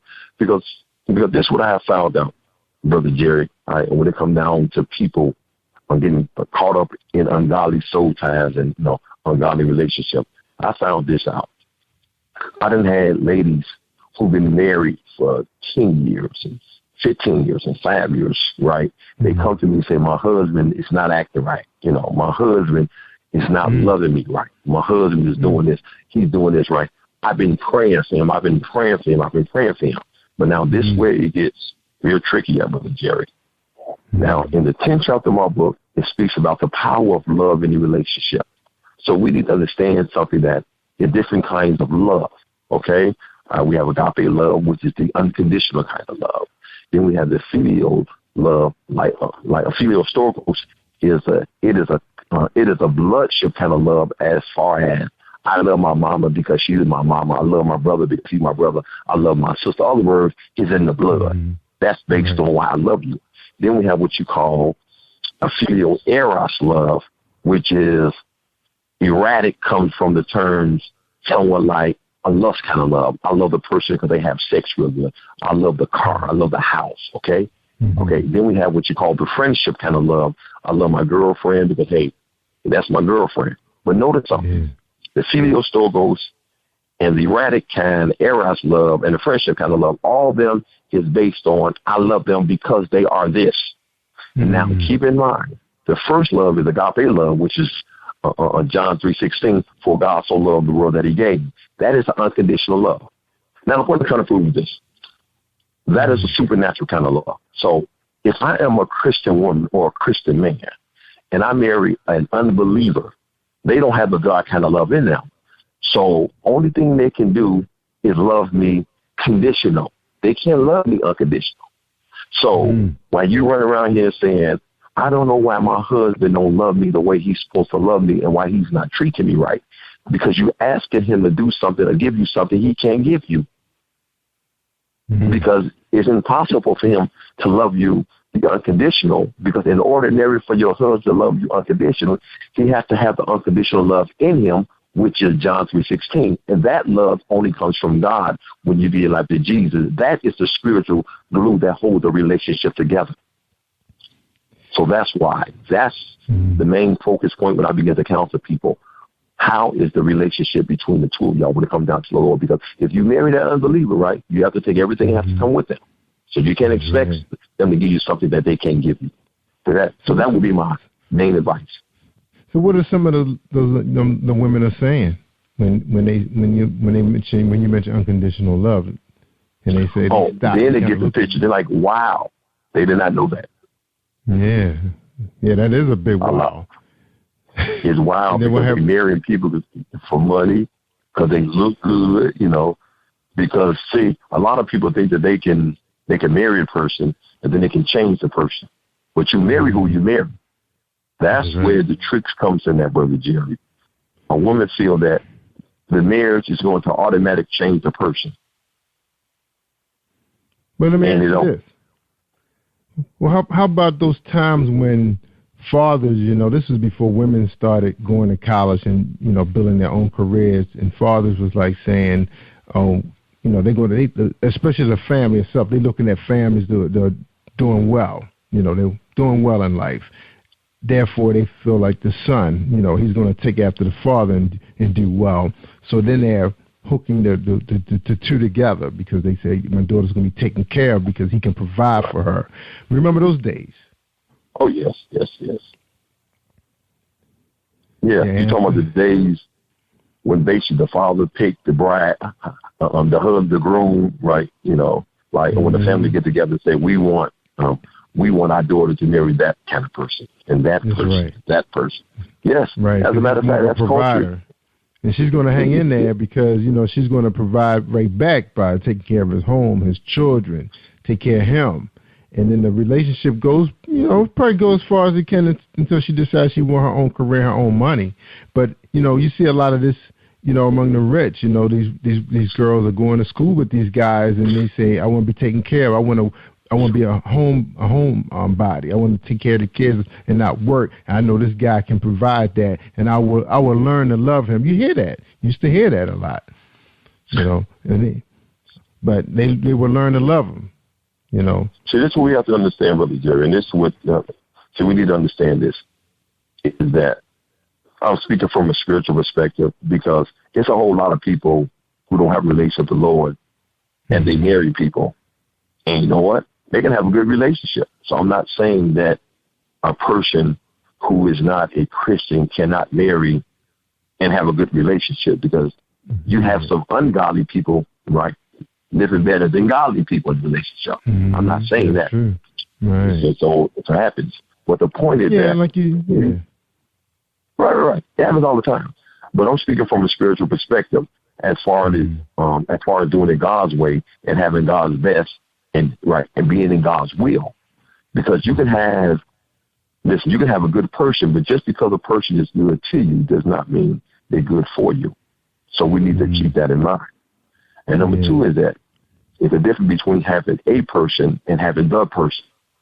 So the a person can be good to you, but the person is the one that God has predestined you to be with.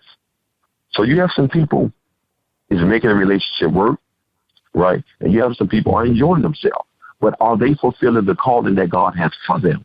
That's the point. And that's the question, the $1 million question. How you know? Are you fulfilling Are you fulfilling the calling God has for you? Because nobody was put on this earth just to be put on this earth. God has a specific calling for everybody. So the question becomes, yes, I can live my life. I can ask somebody. I can do the things I want to do because you have a free choice and a free will. But are you fulfilling the calling that God has for you? That's where that comes in at. Yeah, I think I might have to read your book, man, because, see, my wife, man, she just looks so good to me, man. It's like every day I just like looking at her, man, you know. And then I like talking to her. I mean, and she's just so sweet, you know. But I don't know if she's the soulmate or not, but... Oh, no. I know I can't wait to get upstairs. You ain't going to put me in this stuff. You ain't gonna put me in that stuff. There you go. Yeah, because I got a buddy just like that, man. It's like, dude, you drive her everywhere. I said, man, I just like being around her, man. I just, she's like glue. I can stuck to her. That's what he told me. I was like, wow. And then they act like, you know, they just get along so well. You know, it's like, you know, they be talking to us, but then they looking at each other. And then my wife did the same thing. I said, honey, aren't you talking to them? You looking at me.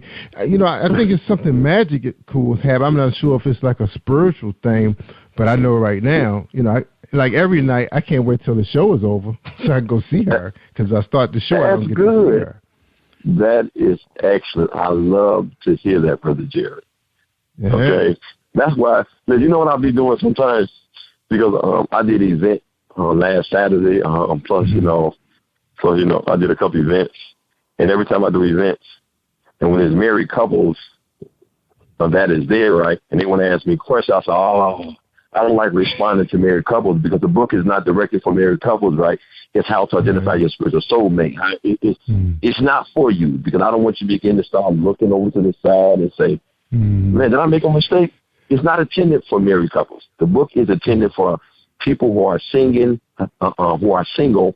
and want God to bring them their spiritual soulmate. That's what it's for. Yeah, but you kind of think, you know, that, you know, even if you haven't read the book before you got married, you wonder if you made the right choice. You know, there's always going to be the good and the bad.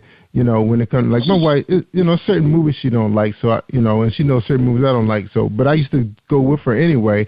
But now, you know, she'll just go, and she know I like certain type of. But now I got the boys, I just drag them along. You know, so you know, it's not a whole lot that we don't enjoy.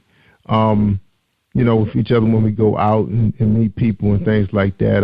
You know, she's quiet, but she got her times when she want to talk, and then, you know, that's when I got to show my patience, you know, and hear her out, you know, especially when it comes to work. But, you know, that's what we're here for, to support each other, you know. So, remember, you know, my main thing is just remember, you know, got to be supportive. And the same thing my mom, you know, my mom would tell me something she told me 3 times, you know, in that week. It's like, okay, I have to show patience. So with me, and I think a lot of guys, you know, sometimes with the relationship, it could be just, you know, your patience is just not as long as it used to be, you know, and that might be something they might say, if someone asks you if you had to fix one thing in your relationship that you didn't see coming, you know, before you ask, you know, you say, I do, what would it be, you know? That's interesting. See, and something else, Brother Jerry, that is so amazing. Now, I'm a man who wrote, you know, I'm going to be a bestseller book about relationships, 16 chapter relationship, right? I'm the man who talks about relationships and all that kind of stuff. But believe it or not, me and my wife have issues. So does it mean that I did not have the right person? No, I don't believe that. I do believe that God designed me and my wife to be together. As a matter of fact, it is so funny. God told me that she was going to be my wife back in 1988, back in Alabama State University. So it happened right. But now, we've only been married about 2 years. So that goes to show you they have almost 20-some years before it came to pass. And trust me, we have challenges all the time in the relationship. So we can't determine that because you have challenges in the relationship. That is not the person who God has designed you to be with, because you are going to have troubles and challenges. So you said you only been married for 2 years? Yep, just about 2 years. Yep. Wow, 2 years. Yeah, right. And look, you know, it's funny. I was my worst. You said that. Yeah. I'm sorry. I was my worst critic, because you know why? I had to follow my book. I'd have been a hypocrite. I know. Because there was the things about my wife before we was married I didn't like, but I knew God was leading me to her. but I couldn't be no hypocrite. So, so it was more challenging for me because I'm like, well, my book said I should do this, but I want to do that. So, but it's funny you mentioned that about the 22 years or 20 years ago when you knew who it was going to be. I remember I was standing on my parents' porch when they were living in Baltimore, just before they moved out, to the suburbs of Maryland. And I was standing on the porch just looking across the street because my buddy, we always hang out, and I seen these two girls cross the street to go see him, and my brother's best friend was with them. And I was like, who's that? And I saw her. It was her. And I remember that when I met her, I said, I've seen you before. And it was funny because they was about a half a block away. But for some reason, I wasn't drawn to the other person. I knew who that person was, but I was like, wow, who's that? Who's going to see Mark? It's crazy, man. Yeah, it's crazy. I'm telling you. Yeah, so that's what happened. So that's why, I can't fight this is my wife or not because God told me she was my wife. So that's what happened. Yeah, so that's what happened. Yeah. I remember driving. So I believe you got the right person, Jerry. I believe you got the right person. Look, it's funny, man. I mean, I think of all kinds of crazy stuff. I just remember, I thought I was so cool back in the day. I had my little Celica GTS, the windows down, roof open, and playing some Phil Collins, in the air. It's like it's almost happy hour, but I'm like too tired to go out, so I'm heading home because we had cell phones back then, so you got to go home and check your messages, then go back out. So I'm riding home, and I'm thinking, I said, oh man, I'm so tired. I really would like to take a long nap on this Friday. Just watch me some Miami Vice and call it a night. Something like a good movie. Cause we had cable. Man, something told me when you get home, you get back in that car and turn around. See what's up, call your sister. And my sister, I think she left a message where she was going to be. I said, oh, man, I feel like going all the way over there. I mean, it really was about a 15-minute drive. I ended up going there, and, I was by myself. I just said, it was like a restaurant that served really good food, and it had a bar. I guess you can say it was almost like a pub, if you want to call it a pub. So I was sitting at the bar and entertaining all these people, man. I ordered me some crab cakes and, a beer and everything. Just chilling and talking to these people. And then somebody tapped me on the shoulder, and I said, hey, what's up? I said, where's my sister at? She said, oh, she's here. We're here. I said, get out of here. They was right behind me, on the lower level. And she said, come on down. So I came on down, and here was like, I think it was like 5 or 6 young ladies. And just having a good time. And she was among that group. And that was something about her, man. I was like, wow, I know that look, that face, It's interesting, dude. You've been connected ever since then. Yeah, man. But she didn't want to go out with me, though, man. I was trying to get a phone number, and, I was trying to get out her girlfriend, because I knew I was going to be on night shift, and I wasn't going to be able to communicate with her. I don't know why I was so pressing in the rush. I was trying to clean my house out, my stable, trying to find that one. That's where I was at that point in my life, Right. About to turn 29, you kind of, sometimes with men, we kind of earmark an age where we like to, be married and starting a family. At least for me, because my dad always said, yeah, I started my family when I was 22, and I didn't want to get married at 22. It was too much fun going on at that time. But I don't know. So, I mean, were you that kind of individual, man? Did you earmark your age and say, hey, I want to be married at this time, this age, starting a family? Well, not really. I believe it just came on me. It wasn't no specific, I believe it was more so of the person who can draw me to them more than, a specific time or year when I want to be married. But I knew I wanted to be married because that, my desire for woman was too strong. And I didn't want to dangle to hell, as no fornicator. So I knew I had to have somebody because, I don't have the gift of being by myself. I don't have that gift, I'm not strong at all. Yeah. If I had that, trust. And trust was always big with me. It was getting kind of dangerous in the 80s. AIDS was making it rise in the black community. Right. It was starting to hit the heterosexuals and all. So it was like, that was like a major concern. Because, I was like, I really love women. I found, something attractive, from all. I mean, all of them didn't have to look like supermodels. I did like them tall. I admit that. But they didn't all have to look at supermodels. I mean, you fix them up, they look good. But, man.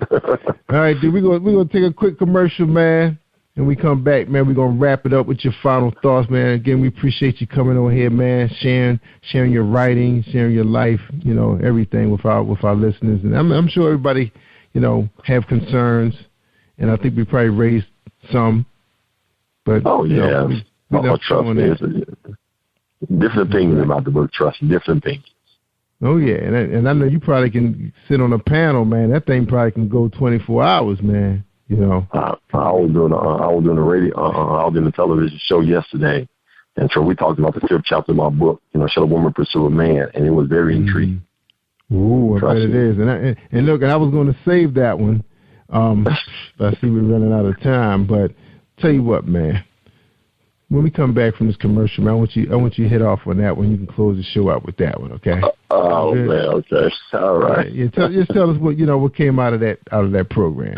All right, y'all. Okay. We're gonna listen to a message from Bill Powers. We talking to Gerald-Manuel, and he is the author. Hold tight, everybody. Think you know how drugs get in those little brown bottles? Think again. Set in the green hills of western New Jersey, inside the gilded halls of power of a U.S. pharmaceutical company where decisions are worth billions of dollars and human lives worth less. Nicholas Harding, a young executive at Marshall Pharmaceutical, finds his career, family, and life in jeopardy. The Farmhouse, a suspense thriller novel by Bill Powers, published by Donna Inc. Publications, available at Amazon.com or DonnaInc.org. Go to Bill's webpage at www.authorBillPowers.com. All right, we back, y'all. How to identify your spiritual soulmate. Is she the right one? That's right. People over there. Is she the right one, y'all? Look at her now. She's sleeping now. All right, everybody. We talking to Gerald-Manuel. You're already married. You're already in it now, so you got to stay in it. All right, man. So let's tackle that question, man. She said, Chapter 5, is it wrong for a woman to pursue a man? You know, she see him at the job, in school, on the street. What came out of that conversation, you know, that you can remember the most? So yesterday, a lot of questions came out of that, but I can be real brief with it. Shall a woman pursue a man is the question out of the 5th chapter of my book.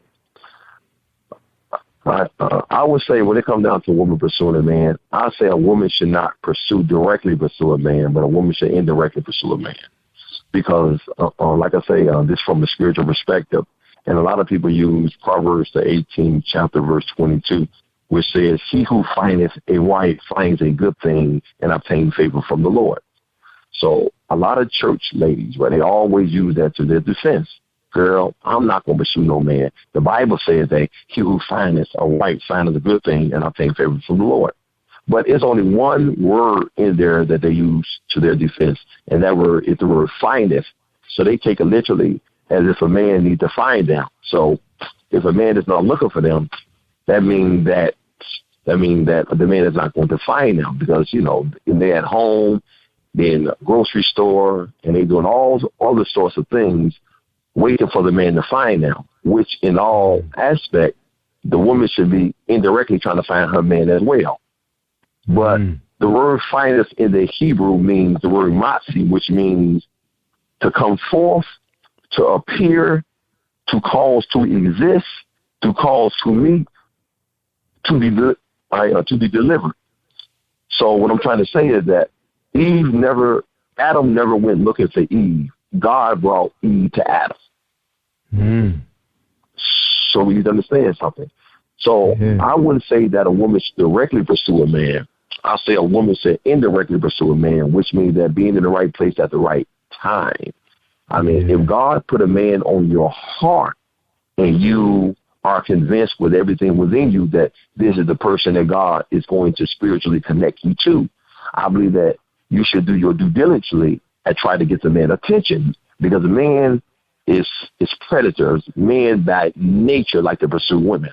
So after you have gotten the man's attention indirectly, you know what I'm saying, not go to the man and say, hey, you're going to be my husband. God say, no, you don't do it that way, which means that if that is the person that God say you're going to be with, and you know it, because sometimes that a woman would know it before the man. So what you do is that you creatively get in the man's presence, dress up, look real nice, look classy, not like no hoochie mama, and get his attention. And once you have captivated his attention, then you turn him into the pursuer and lay back and watch him pursue you. And that's what Ruth did to Boaz. Naomi and Ruth pursued Boaz. And after Naomi and Ruth got Boaz's attention, then Boaz came after Ruth. So yes, a woman should indirectly pursue a man. That's right. So she got to do like the peacock. You spread your when your feathers. Right. And right. Strut. But you turn him into the pursuer because he will pursue you. So that's how a woman should do it. Get his attention. Find out what he like. A basketball game. Find out. Get into his ministry because Ruth was a part of Boaz's ministry in the field. And Boaz came out in the field and seen Ruth gleaming and said, "Who is that?" But all the while, Naomi and Ruth, right? They had their eye on Boaz, so they did pursue Boaz, but Boaz didn't know it. So that's how a woman should pursue a man. There's a lot of more stuff in the book. So I'm just paraphrasing, just hitting a little nugget something. That was good though, man. So people, check the book out. That was chapter 5. Is it wrong for a woman to pursue a man? That's a deep conversation for a good topic for one show alone. Yeah. We might have to do that one, man. Yeah, they loved it. They loved it yesterday. I want to see your copy of it. The man gonna give me a copy, and I want to see your copy of it. You can see it. The show went extremely well. Yeah, we got to see that one, man. As a matter of fact, I got 2 people in mind. They love to gang up on you on that one. So we're gonna make that happen.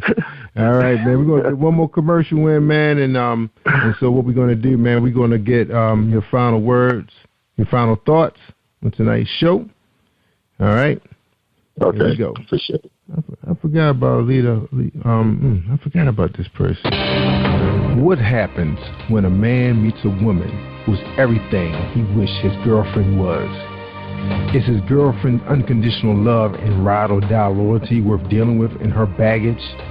Find out the consequences of a man's need of self-completion and learn a lesson that everything comes with a price. The Lesson by Miss Cynthia Blue on Amazon.com. Positive Power 21.org Internet Radio. You are listening to PositivePower21.org with Jerry Royce. All right, thank you, family. You hear that, Miss Curl? You hear that commercial I did? You're not the only one I do commercials on, Miss Curl. Miss Curl did a good job on your commercial, man. I like that. Yeah, she did an excellent. I heard that. Yeah, I was impressed. Yeah, she got a career, voiceover. All right, all right now, man. Awesome show, man. Really enjoyed having you, man. We definitely gotta have you back next month. I'm gonna have 2 guests on the show with us, and we make sure we book that for you. You know what we could do? Let's pick a chapter, and let's just stay with that chapter. Let's dissect it. Read the book and pick a chapter and dissect that chapter. That's what we're going to do, man. We're going to pick the chapter, man. I'm going to have them pick the chapter. Okay, that's fine. And we go after them. Okay. All right. That's right. All right, man. You ready for your final thoughts, man? Yeah. All right. We ready. Ready? Yes, sir. Okay. Once again, I'd like to thank you, Brother Jerry Rush, once again, and give me the opportunity to come back on your wonderful show. I give Jesus Christ all the glory, all the honor, and all the praises. And I like to say that each and every listener, please get the book. If you are in a relationship, if you are single, and you really are not quite sure that this person is the one you're supposed to be with, please get the book. The book has 16 fascinating chapters, such as the first marriage hookup, why it's important to have the right mate, why it's taken so long, how do I know if the person is a woman for me, should a woman pursue a man, don't touch or treat you are married, having a sexual relationship with yourself, and much, much, much more. Get the book. The book can be, you get the book on Amazon.com, Barnes and Nobles, or Tate Publisher Company. Please get the book. It will bless you. Amen. You know, that chapter 7 will be a serious discussion too, man. People won't read. People won't read that book. Look, they wouldn't read that chapter. They would skip over that chapter. Everybody will skip over that chapter. Man, but you know, people try that though, man. I can almost guarantee you, man, that Anybody you talk to probably said at one time in one relationship they actually tried chapter 7. You know, trying to do the biblical way. You know. But you know what? Once you cross that line, you forfeit some blessings that God has for you. People need to understand that sex is a treat. It is a treat. So once you cross that line, it's the benefits and the blessing that God had for you. You are no longer eligible to receive. Wow. Yeah, single people are not going to like that one. well, someone, trust me. That's a tough one right there, chapter 7. Ooh. Yeah, all right. It's tough. Man, let me tell you, Jerry, I tell everybody all the time, Pastor, they want to hear the good stuff, man. They got to listen to Jerry Royce Live worldwide on positivepower21.org. And don't forget, y'all got to get that book. It's sitting right there on my main page. It's all yours. Check it out. I'm Jerry Royce Live. I'm worldwide. Thank you for tuning in to Jerry Royce Live on positivepower21.org and Spreaker.com/positivepower21. This is a Royce Enterprises production. And don't forget about replay on Facebook.com/Jerry Royce Live.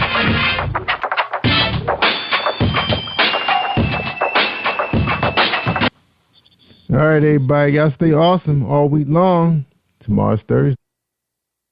You are listening to Jerry Royce Live Worldwide Podcast. Hi, I am recording artist Marilyn Dunn from St. Louis, Missouri. If you are looking for some soul-stirring, anointed, spiritual, and heartfelt music, visit my website at www.marilyndunnministries.com. Or you can also find me on CD Baby, iTunes, and Reverb Nation. For booking information, contact Mr. Kevin Dunn at 636-856-0551. That's 636-856-0551. Hi, this is Cedric L. Ford, gospel music artist, composer, and minister, and I'm on Jerry Royce Live, and it's worldwide, baby. Worldwide. You are listening to positivepower21.org with Jerry Royce.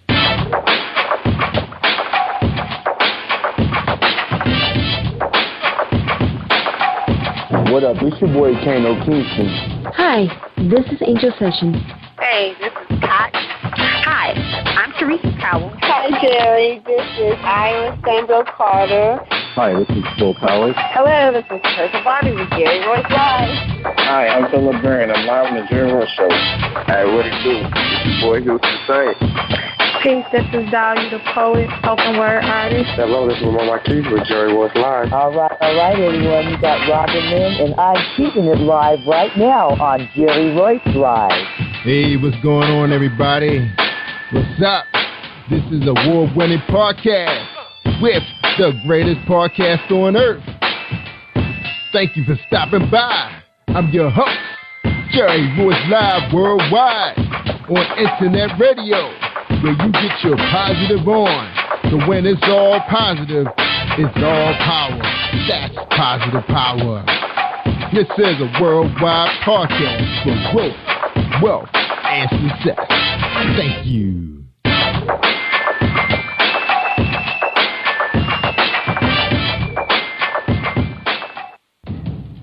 Think you know how drugs get in those little brown bottles? Think again. Set in the green hills of western New Jersey, inside the gilded halls of power of a U.S. pharmaceutical company where decisions are worth billions of dollars and human lives worth less. Nicholas Harding, a young executive at Marshall Pharmaceutical, finds his career, family, and life in jeopardy.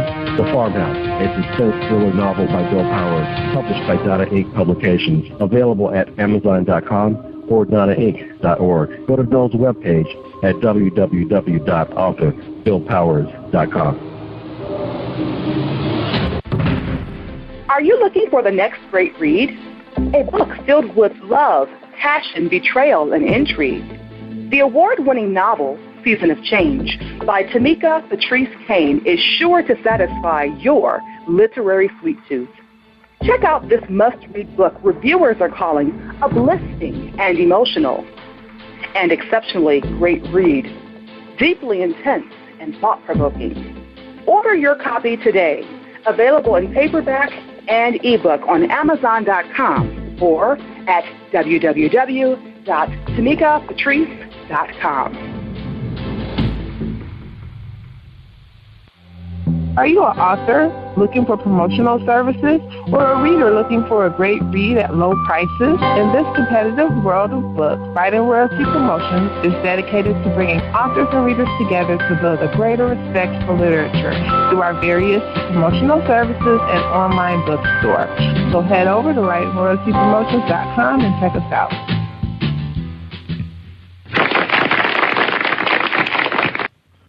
Thank you, everybody, for joining us, and welcome to PositivePower21.org. I am Jerry Royce Live, and you're listening to episode 335 with Cedric Ford. That's right. Cedric Ford is with us tonight, and before I read his bio, let's hear our sponsor for tonight, Gerald-Manuel. That's right, on Book Buzz. He's pushing a book called Finding Your Soulmate. Hi, if you're struggling with your relationship or you just can't seem to find the right one, author Gerald-Manuel has written an enlightening new book entitled How to Identify Your Spiritual Soulmate. You may order a copy today from Amazon.com or at BarnesandNoble.com. This book is sure to answer many of the questions you may have. Thank you, and God bless you. All right. Check out Pastor Gerald-Manuel. His book is on PositivePower21.org, and you can get it at Amazon, also in Barnes & Noble. Check them out. All right, we appreciate the sponsorship. All right, tonight on the show, we got Cedric L. Ford, artist, minister, composer, born and raised on the west side of Chicago. Cedric Ford was introduced to the world of gospel music at a very young age. Early on, people began to recognize his distinctive musical abilities. At the tender age of 13, Cedric served as the minister of music of his grandfather's church, where he served his post for 14 years while nurturing and developing his incredible gifts. Cedric credits the shaping of his talents musically to his parents, Elder Colin and evangelist Emma J. Ford. His musical influences are Rance Allen, Commission, Stevie Wonder, the Clark Sisters, Johnny Hathaway, and many others. This time in his life undoubtedly prepared him for his recognized work with the Stellar Award nominated Shekinah Glory Minister, where Ford produced, sang, and wrote songs on two of their highly successful CDs. Praise Is What I Do and Shekinah Glory Live. I hope I'm saying that right. During the same time, Cedric began to expand his ministry and was called upon to contribute to the projects by gospel music legend Dorothy Norwood and the GMVA's men's choir. Cedric's deep grassroots gospel roots and soulful sound has allowed him to share the stage and pulpit alongside some of the greatest names in the gospel industry today, such as Donnie McClurkin, Dorothy Norwood, Albertina Walker, Israel Houghton, and New Breed, and Ron Canoli, and many more. Yeah, I know I was messing with those people's names up. I hate to do that. Anyway, we're going to bring them on after we hear this cut from Cedric. Took us a long time to get this brother on the show, but we're going to listen to his song called Whose Report by Cedric L. Ford.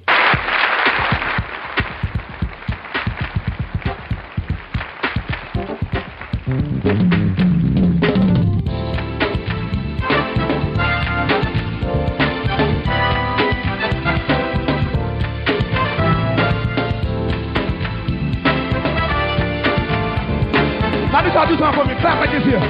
1, 2, 3. Clap your hands. Come on. Now when I say this verse, y'all stand with me. Say, listen.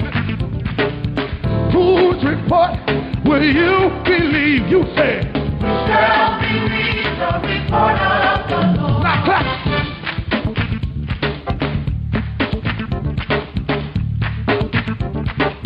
Come on. One more time. Say. Whose report will you believe? We shall believe the report of the Lord. One more time.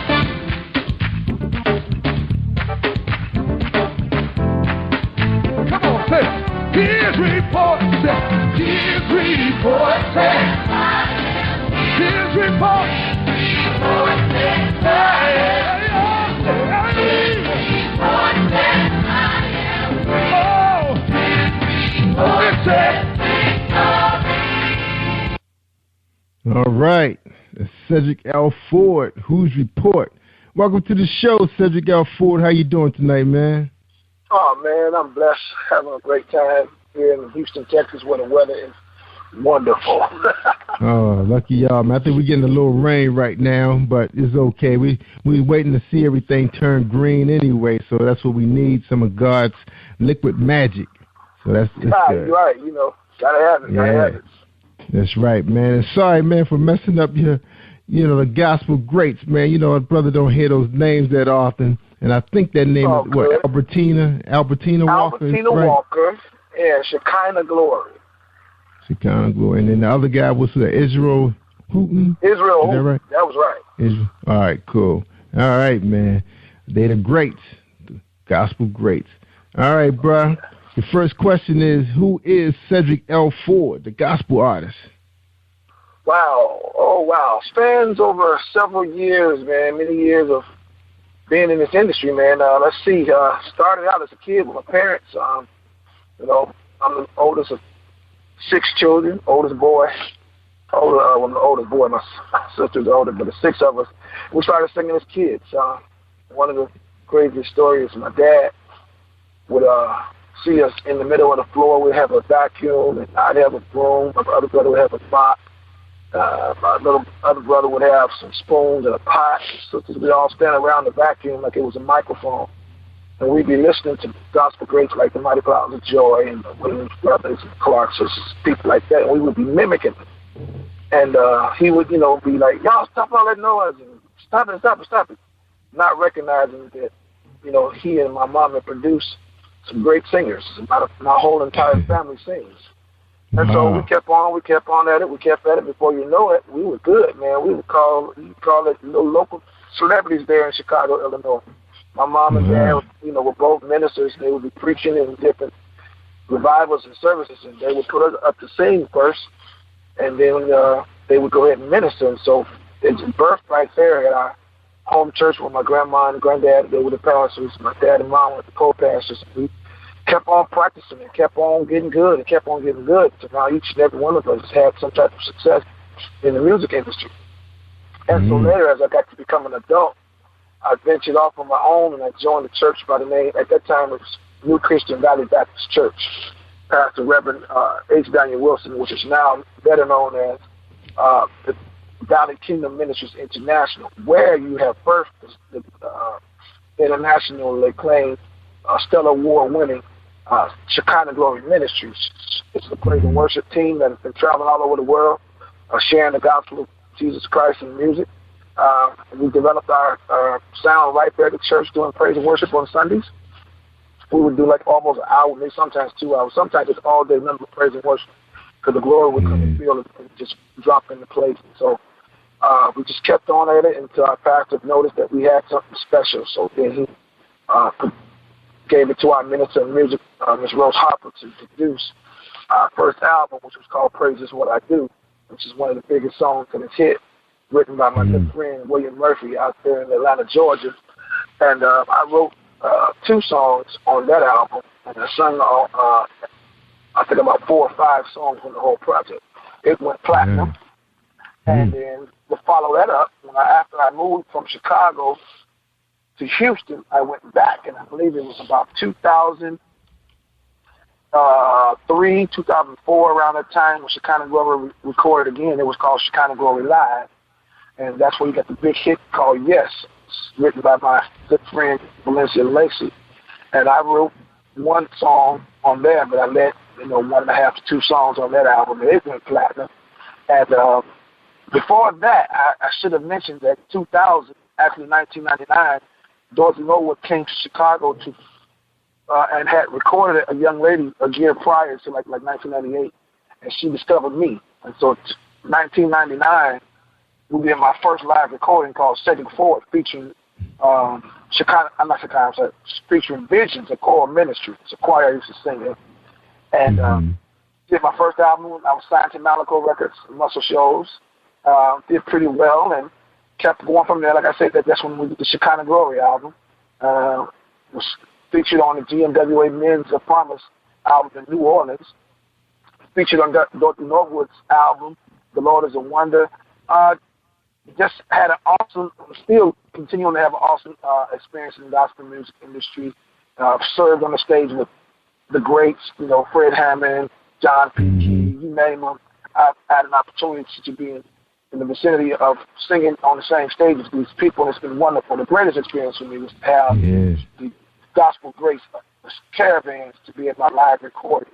Only one didn't attend was Shirley Caesar, but it was great to have Albertina Walker, Inez Andrews, Dorothy Norwood, Dolores Washington. I was honored to have those women who paved the way for us to be able to sing this great gospel in front of the audiences that we sing in front of right now. And so on and on and on. Here lately I've had some international travels where I was able to do my very first overseas tour back in 2009 in Italy. I think it was wrong. We did a tour around Christmas and New Year's. We were there for like a month and a half.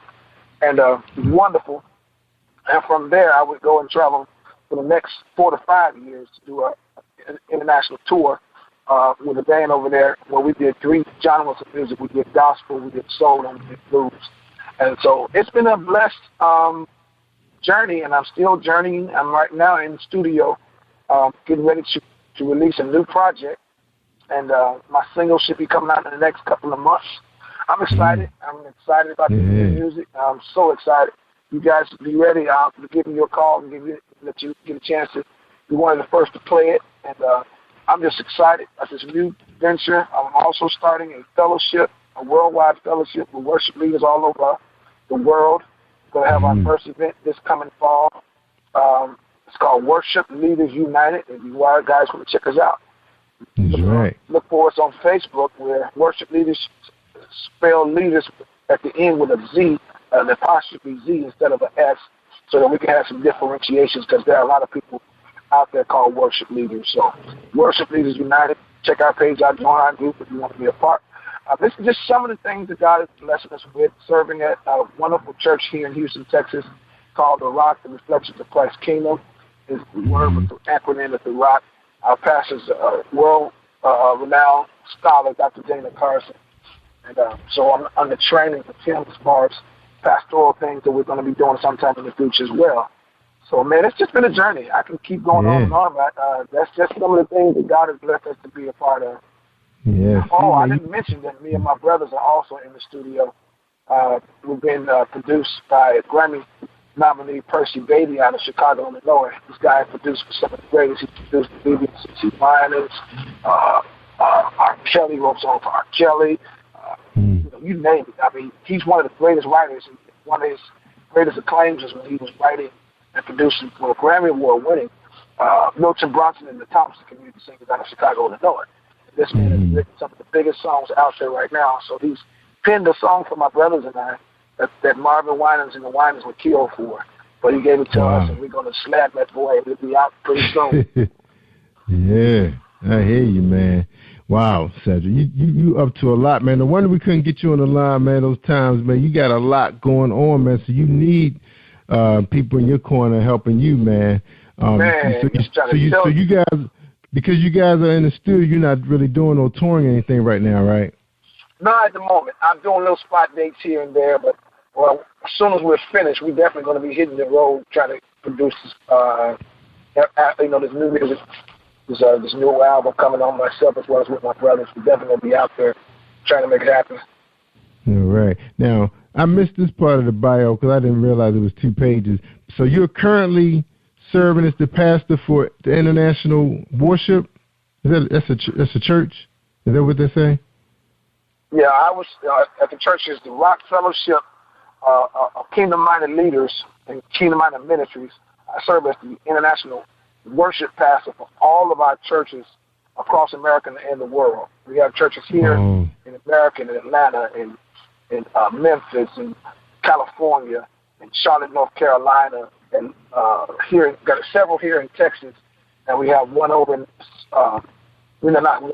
several over in South Africa, as well as in Liberia. And matter of fact, we're getting ready to make a trip to South Africa here in the fall as well to do what we're calling our Kingdom Reformation Crusades. Our pastor is doing a Reformation, rescuing the church from the evil one who's trying to destroy the church, but he's going to come preaching the gospel of the kingdom that is going to be preached here in the 21st century. So I say prepare to hear the word. He's an awesome man of God. So we're making a tour over there. But, I just serve as the pastor of worship. So when we come through our convocations together, I kind of be involved in the music ministry. All right. So what's the website, man, where people can find you guys, man, so they can, check out your service? Well, for me, again, the services, that's going to be WOI.com. And we do stream live. Matter of fact, we're streaming right now, midweek Bible study. So you said it's The Rock International? The Rock. THEROCK WOI, which stands for World Outreach International. So okay. TheRock.com. The Rock, WOI.com. All right, .com. All right, not .org. Okay. All right, sound good, man. So that look crazy if you type it out in small letters. Because we had the same problem. Because we actually have a magazine called the Rock News Magazine. And, wow. So we kind of hyphenated it. That's why we hyphenated it. All right, cool, man. You doing your thing, man. Now we're gonna take a quick break. I think you answered pretty much most of the questions we was gonna ask you, but we're gonna find something for you, though, bro. All right, everybody. So hold tight. We're gonna get a message from Dominique, and then my man James Deshay, the romance writer, the poet man, and Dominique Wilkins. She's owner of Good Books. All right, check out. Have you been hurt? Been backstabbed? Got a talking back to him. Well, you're not alone. No. Escaping to another reality. Through Dominique Wilkins' Good Books, audio books, paperback, ebook, Good Books. Available on authordwilkinsgoodbooks.com. Are you looking for a great book of poetry that is romantic, heartfelt, and full of male emotion? Then get Thoughts, Love, and Reflections by James K. Deshay.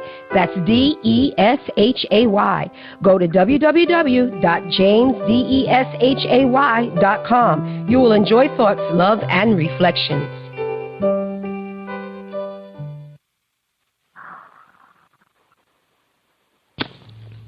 Hi, I am Arthur Crystal Alexis, and I'm on Positive Power 21 with Jerry Royce Live. Woohoo!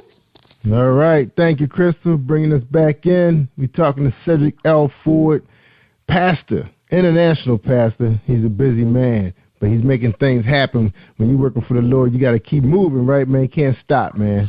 Something's going to grab you. You got to keep on work while it's a day, because there's another time when you can't work. That's right, man. That's right.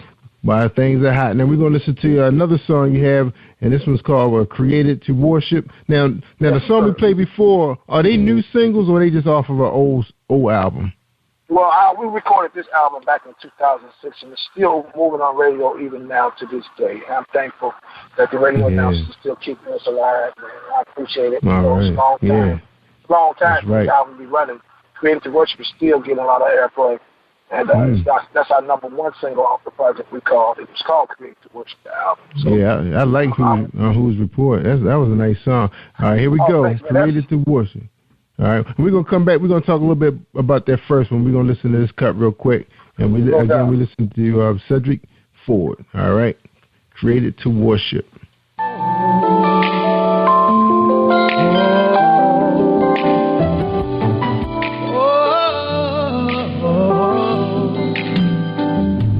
That's what I was created for. That's what I was created for. That's what I was created for. That's what I was created for. That's what I was created for. That's what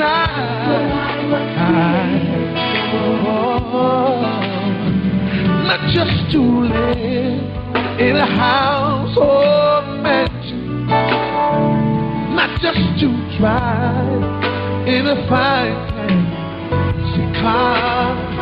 I just want more than a tangible possessions of this world. For made by the master's hand, I'm a unique design. not just to work every day for a dollar, not to dress with the approval of man. I have the image of Father and Savior, for with Him I stand, with Him I will remain. Oh. All right, man, it's hot, man. I'm telling you, man, I've been so impressed with independent performing. Now, say, are you under a label or are you independent? Independent, man. I had the opportunity to be under two major gospel labels. That was Malaco Muscle Shows, and I did I guess you call a promotional distribution deal with Ty Scott Records for the last project. And so, no, I'm independent, man. And, I'm enjoying the ride. Yeah. Now, before we get into the song, out there listening, and you want to pick us up, we got some good music for you. yeah, man. You gotta come with it. Before we get into the songs, what you was trying to, what message you was trying to send to people. Tell us, man. Tell us about the challenges, being independent. The good and the bad in your work. Well, here's the good. Being independent, whatever small amount you get, any kind of royalty you do get, you do see it. You don't have to worry about nobody recouping it off the top, and you don't see any money till everything is almost gone. So being independent, I can actually see my money coming.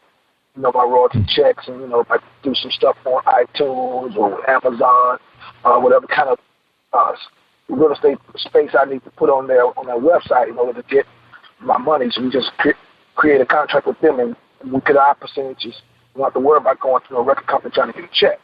That's one of the greatest things. Now, one of the downfalls is record companies over the years, especially major labels, they have the capital to promote and push you out there to get you seen, to do promotional tours, radio and all that kind of stuff. They can get you more things than you can with the capital that they have. And I don't have the capital to do what I need. But, God has been good now with the social media. Right. I know. Tell me about it. Yes. Yeah. So God has been good. So with social media coming on the deal, we don't have to depend on record labels like we would have to back in the day. And now, there's nothing wrong with being with a record company, but the respect has to be between the record company and the artist, whereas both can actually win from the project rather than the record company walking away with all the money. Now, if we can come up with a happy medium where everybody's happy, I'm willing to sign with whatever record company that's ready to make a deal. But it has to be something where we both can take something off the table. We can both eat from the same plate. Can't be no one deal.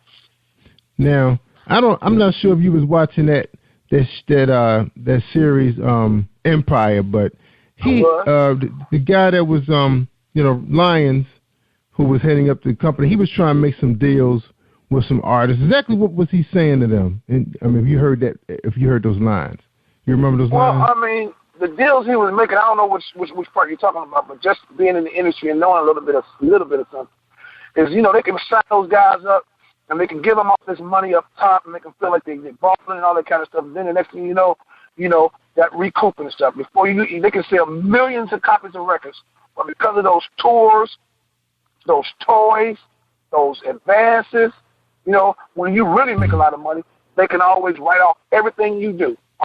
Every time you eat something from out of their refrigerator, they're writing it off, so that when it comes to collecting the money from the vendors and from the stores and when they put it on the shelf life, they can keep all your money. And then you're written into those contracts, and when you think you can get out and do better, they sign you and they make you sign off on your royalties. To get your writers' royalties and your publishing. And they own all of your masters. And, that Empire movie was one thing. The greatest movie that taught me a whole lot was that Ray Charles album, that Ray. When he was able to negotiate, that he get to keep his masters, get his publishing and his right, and get the right amount of money. That man was a smart businessman. Yeah. Empire just showed the good, the bad, and the ugly of the industry, how they do people, man. Yeah.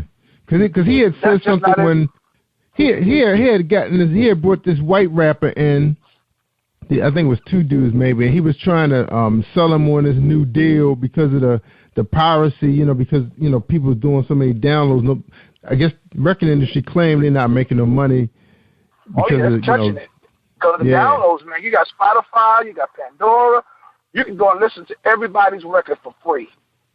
Now, the only thing you can do that can help the artist is now they're paying royalties, of which they're paying pennies. I mean, you can get spent on Pandora or Spotify 600,000 times, and you can see a check for maybe like $200. That is crazy. Really? Wow. Yes, it's terrible. So a lot of people, and I'm looking into it to see how we can pull my music off of these things, because people can just pull up the album and listen to it for free. If they want, they can download it, but, at iTunes, at least you're getting something out of it. It's 99 cents or $1.29 download. At least you, just think about it. I do a project, and I put all my music on iTunes, and $1 or $1.29, and you say I sell 30, 40, maybe 50,000, units. That's a pretty nice piece of change. Yeah, no doubt. But but digital radio, man, digital downloads, the internet is killing the industry because they're not pushing those CDs across the shelf no more. That's why you see CDs in stores, brand new CDs coming out now, $10. Mm-hmm. Yeah, and that was a concern, and that was the concern I think everybody had when everything went digital media, because for one, the record industry was raping people anyway, man. They were charging $24. And then they rushed the artists to do the CDs, and sometimes it was only like 2 songs out of 15 that you enjoy. Exactly. Yeah. Exactly. They do all those little fillers on there, just throw something on there to make it a full album. Yeah. But I was blessed, man. A radio guy in Atlanta, by the name of Eli Smith, he called me. He said, man, listen, I want to let you know, because I wasn't getting the airplay like I was supposed to, that he said I deserve. He said, I want you to know gospel music is messing up and they're missing a great album. It's been such a long time that I can hear an album and can enjoy the whole thing. Yeah. And I've been noticing that. Somebody say that. Yeah, I've been noticing the same thing about the gospel, because one of my favorite artists right now is Angel Sessions. I can listen to that thing straight through, just like jazz. And I think it's sometimes it's because of the genre. Now I can listen to gospel all the way through, unless it sounds like it's too many people. Like I don't really care for gospel music when it's like 100 people on the song. Okay. Now, 1 or 2, 3 is great. Kind of like a Supreme type setup. But I don't like listening to the whole choir. That's my thing. I hear you. Everybody has their pick and their chooses.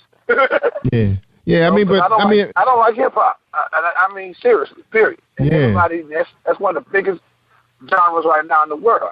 I can't stand for dudes to be up there using profanity all on the stage, just talking. It's not music to me. It's just a bunch of talking. I mean, I'm a crooner. I want to hear some good vocals, some good singing. That's right. I mean, it's creativity. I don't hate on our African American brothers and sisters who out there getting it. I know that's to today that's what's happening for our younger generation. They loving it. But I was born late. I was born in '68, so I'm not really real '60s baby. But I was born right there '60s, '70s, and we used to sing it. I ain't used to all nobody selling out concerts, and you just on the stage yelling and screaming and cussing, and y'all feeling this. So, man, I just stand on the stage and cuss. No, that's crazy. I know. Because, see, my thing is, I grew up pretty much in the Methodist church, and this was like everybody sings together. And then there's one Methodist, when my wife and I got married, we was members, and the pastor put together a gospel group, and but they were only playing like the third Sunday of the month. But, they had some people that could really sing, and you had maybe about 10, 15 people behind them singing in the background, but they pretty much with the stronger voices. And that's what I really was starting to enjoy. But I don't know, there's something about when there's too many people singing at the same time. It's like I really can't get the message. You don't hear that one talented voice, because you figure out, I've been on groups, choirs, when it was 2 people that really could sing out of 50 of them. So it's like a bunch of air coming out. But, I've been hearing some really good stuff coming out of our gospel music out of Florida with Pastor Powell. His wife got a station that plays gospel music all day long. I think he paid for rotation, and they play your music. And I think what they do, they put your cover display right out there, so somebody sees something you like. And I'm always saying it to myself. I said, wow, I really like this song. Let me go get it real quick. And I'm like, oh, man, I forgot to write down the name of the song. But he mentions it as he plays them, so you can purchase them. So I think that's a good thing versus you listening to terrestrial radio and they don't really introduce the artist or you can remember because you're trying to drive your car. Now, let's talk about the challenges with the Internet. We got a little bit of time left. The Internet versus terrestrial radio. Which one you think you favor when it comes to your, reaching a larger audience and album sales coming from those rotations? Well, I mean, you have stations like XM Sirius. XM Sirius, when I see my royalty statement, happens to be the biggest thing for me. That's where I collect most of the royalties. XM Sirius is, also on internet as well as on satellite radio. Right. Then you have the thing, like I said, like the Pandora and Spotify. You have a lot of internet radio stations, a lot of independent radio stations, of which, again, can pick up royalties with a new thing called Sound Exchange that does a lot of counting and charting for digital radio play. But like I said, it's pennies.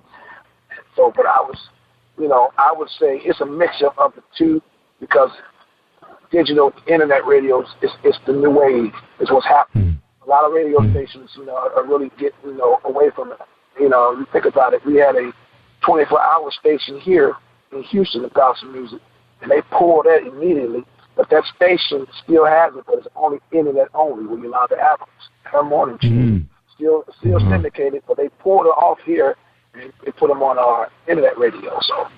It's just the wave. It's the wave of what's happening for the future, man. And I'm okay with it either way, as long as I'm still able to collect royalties. And I'm looking forward to BMI, ASCAP, and all of the other publishing companies to be able to work out a deal with digital radio and somebody that crack down on them, man, so we can get paid, man. 'Cause YouTube, I mean, you would think, man, these people doing thousands and millions of plays on YouTube views, and they paying pennies as well.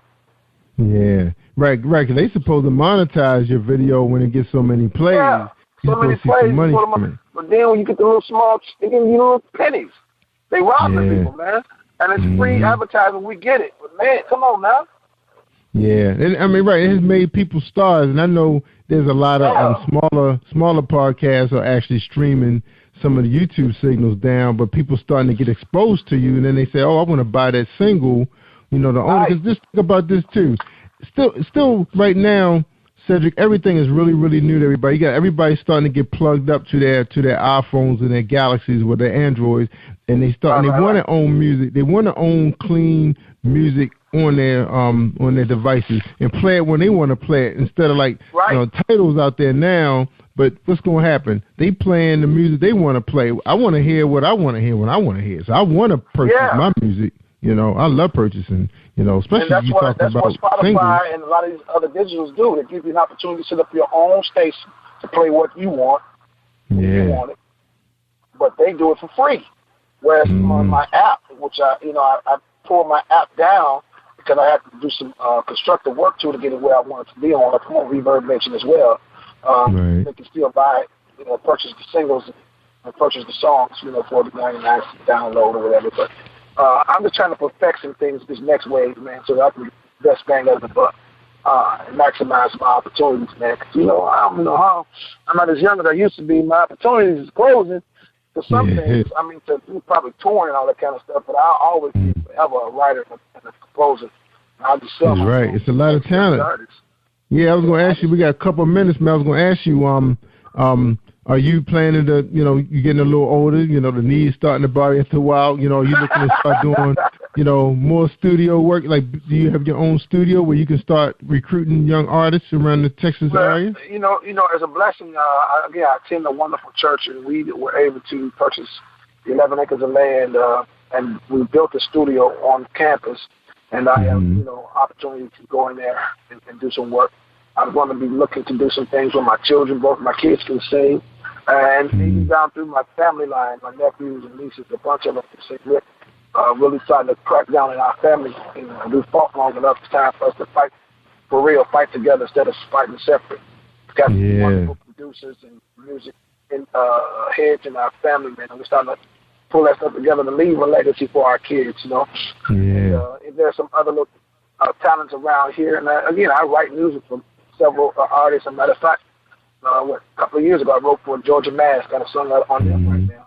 Got a friend in Oklahoma's asking me to send some music down to him. So that's my next leg of music is, you know, after I put come to close on actually touring and singing and taking a lot of engagements. So I'm just going to sit down with the pen and keep on writing, send them out to different artists. That's right. And Serge, I got a big question for you, man. You got to answer me this, man, because I think some of you guys just don't get it. I think sometimes, I mean, this is just my opinion. I think sometimes the musicians don't get it.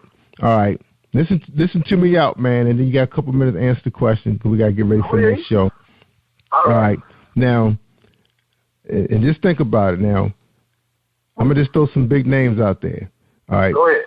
Let's think about Madonna, Beyonce, Alicia Keys, Michael Jackson, Adele. They came out with video albums and their record sales went crazy. And then Beyonce, Alicia Keys, and I think Adele had phenomenal DVD sales. Why you guys just don't think about, okay, they can have the music on the downloads. People are visual now. They got high-definition TV studios in their house. Why you don't just put on a phenomenal production and sell DVDs downloads? Well, I don't know about DVD downloads. I didn't know anything about that because I have a DVD with my project. That's why I still sell my CDs at $20 a pop because I have a CD as well as a DVD in my package. So I do that. That's what we do. Oh, okay. That's why Shekinah Glory, the group we did, went platinum because we sold DVDs along with the CD, and you cannot duplicate the experience that you get from being able to see it. Now, being in there is another story, but to be able to capture it on tape and be able to watch it and feel like you're in the audience. Yeah, I know that. Yeah, that's what I do. Yeah, okay. Well, you're doing it then, so you got it. Yeah. Okay, because, I love it, man. I mean, especially now with digital cameras and stuff being so inexpensive now. Yeah, definitely. Yeah, and then then you can get the recording equipment for hardly anything now too. You know, you could. I love it, man. I mean, I enjoy sitting there watching. I mean, and plus not only just them, but Rihanna has captured. I think that's what really plateaued Rihanna. You know, I mean, I know you're not into hip hop, but I know she's a pop star, and she came out with the most videos I've ever seen of any artist since Michael Jackson. But she's making that kind of money that, you know, people want to see her perform because almost all her songs are hits. And I think that's because of the videos. All right, man, we got to get out of here, but we appreciate you being here. But before you go, Cedric, you gotta do a final thoughts for. But we're gonna do a quick commercial, man. All right, from Reese Publishing, so we get your final thought. All right, this is Reese World Publishing, y'all, from Book Buzz.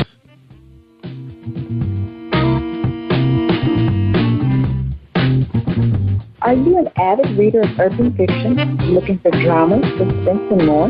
Reese World Publishing is dedicated to bringing the world's best literature to our readers.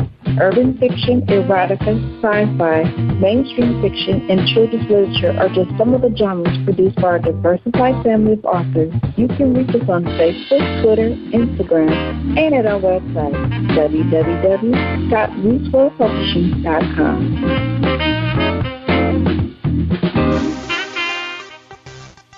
All right. We're talking to Cedric L. Ford. Man, he's doing it out there. He said he's old, but he's not really that old, y'all. He's just saying that. All right, man. We're going to be looking for that download, man. What kind of deals can music artists like yourself strike with, Hulu and Netflix, in their music selection? How would that work? You put something on my mind to think about because that's the new wave of television as well. They're getting ready to take over cable TV. A lot of people get away from direct TV and satellite TV, and they just do Hulu and Netflix and watch what they want to watch, and I have to sit through the channels and try to find something to watch. So that's the new wave as well. So the deal with them is that because Netflix and them put the covers up there, people select their movies based on what the covers look like. You know, with cable on them, you're looking at titles. You don't know if it's a good one or not. You know. Yeah, exactly. So I'm gonna do some. Thank you, Rock. I'm gonna do some research now. Yeah, I'm an innovator, man. I'm taking this thing right here to new heights too, man. I'm doing the same thing every day. I'm brainstorming how to make this a one-stop shop so people can find, people like you, man. So, I would love to carry your program. That's why we got this thing called My Channel, where people can purchase a channel and put their videos and their music, where people get a chance to sample your stuff and then make a decision to go out and just click it and purchase it from Amazon. That's what we're working on right now. Yeah, so I see you something. On my mind.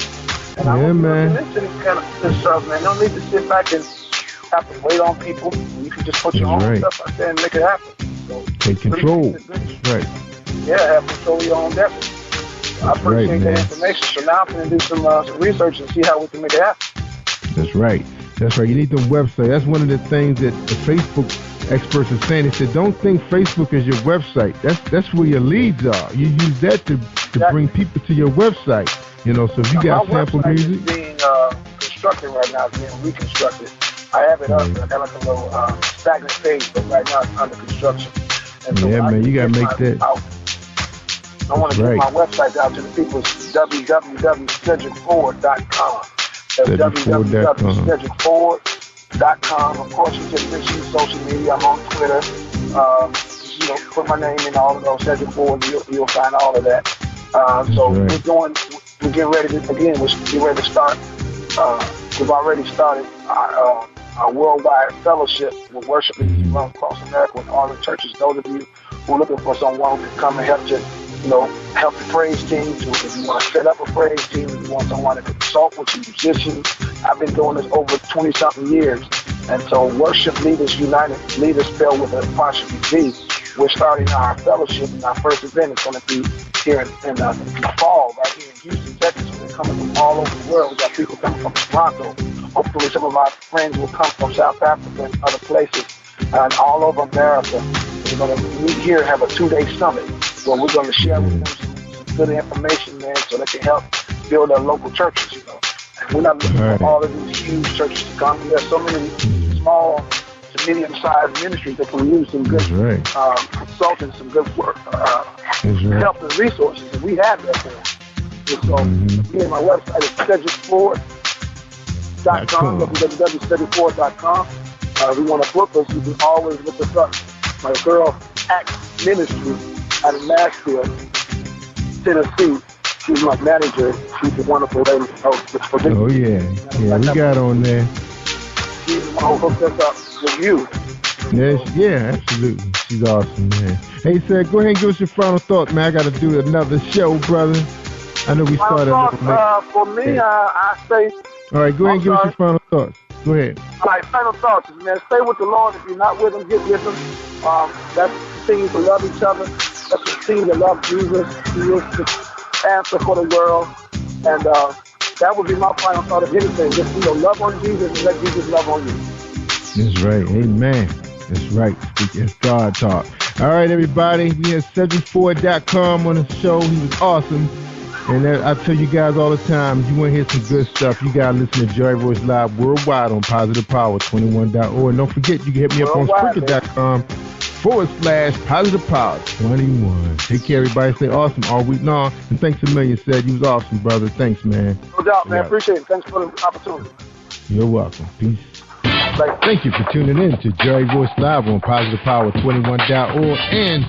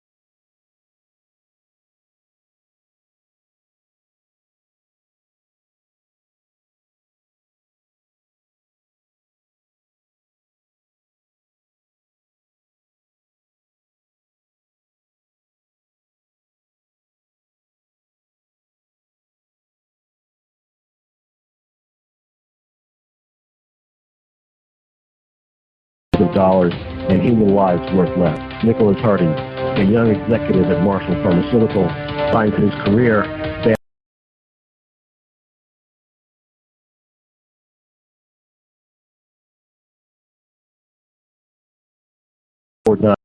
.org. Go to Bill's webpage at www.author.billpowers.com. Are you looking for the next great read? A book filled with love, passion, betrayal, and intrigue. The award-winning novel, Season of Change, by Tamika Patrice Kane, is sure to satisfy your literary sweet tooth. Check out this must-read book, emotional and exceptionally great read, deeply intense and thought-provoking. Order your copy today. Available in paperback and ebook on Amazon.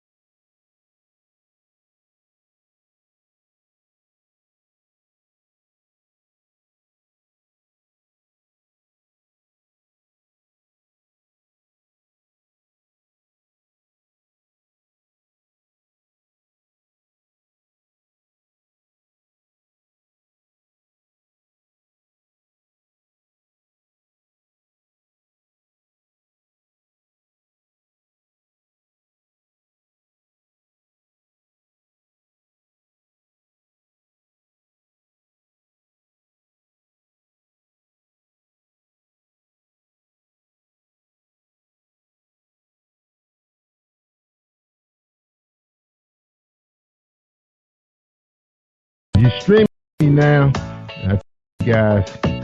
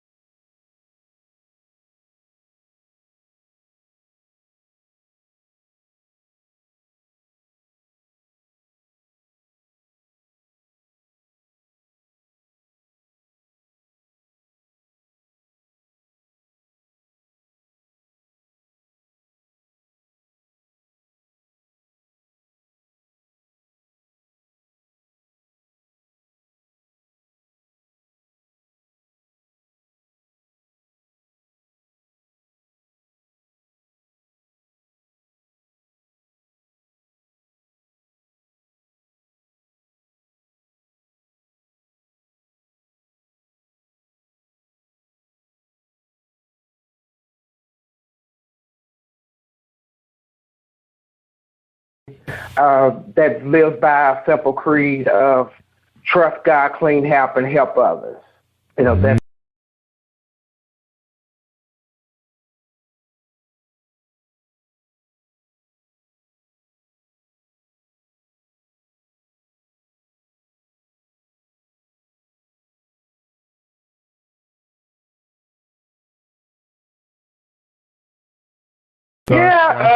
we've got a lot of things going on. Actually, my church is in high gear. We are preparing to celebrate our centennial, our 100-year anniversary in November, being in the same location in the Black community.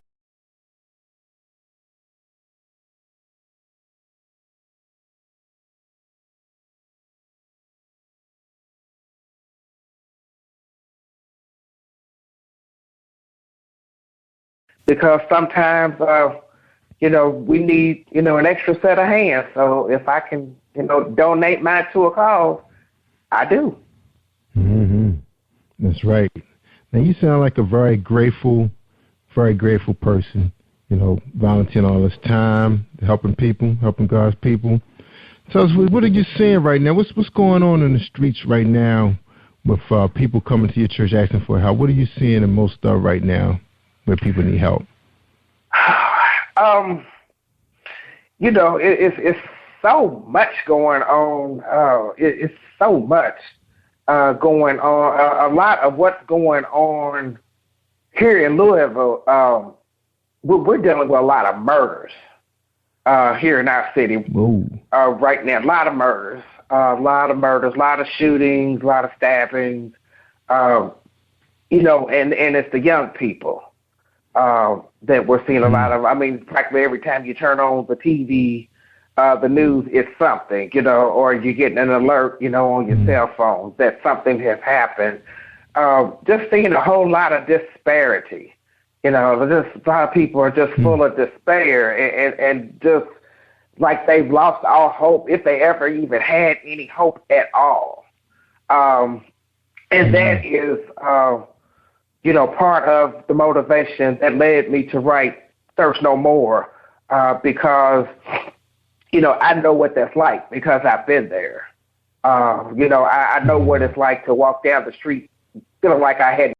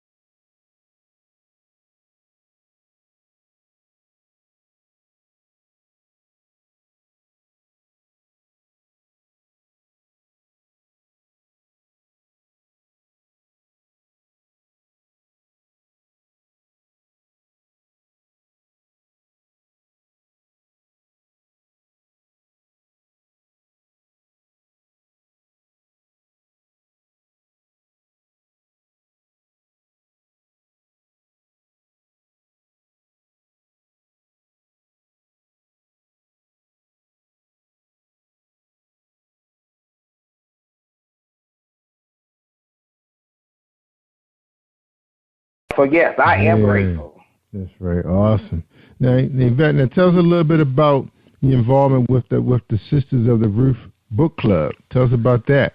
Oh, yes, Sisters of the Roof Book Club, best book club in the Louisville area. Yes. I've been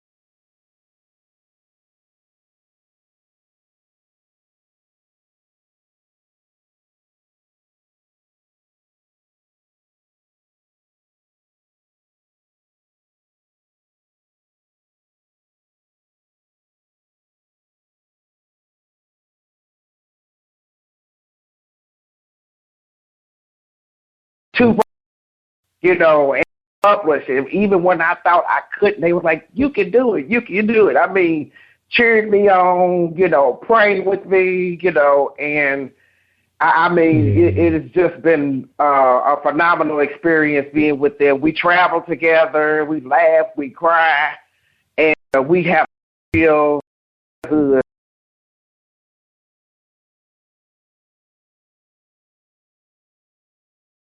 Is that whenever we get together, God is in the midst. Believe that.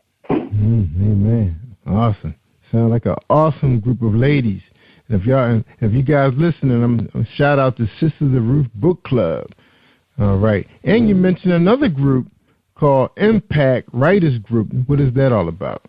Oh, yes. Well, that's a group that I joined a couple of years ago. That group is headed up by Kendra Norman Holmes, another Christian fiction writer, and I am not as active with them physically as I would like to be, because most of them live like in the Georgia and Alabama area, and I'm in Kentucky.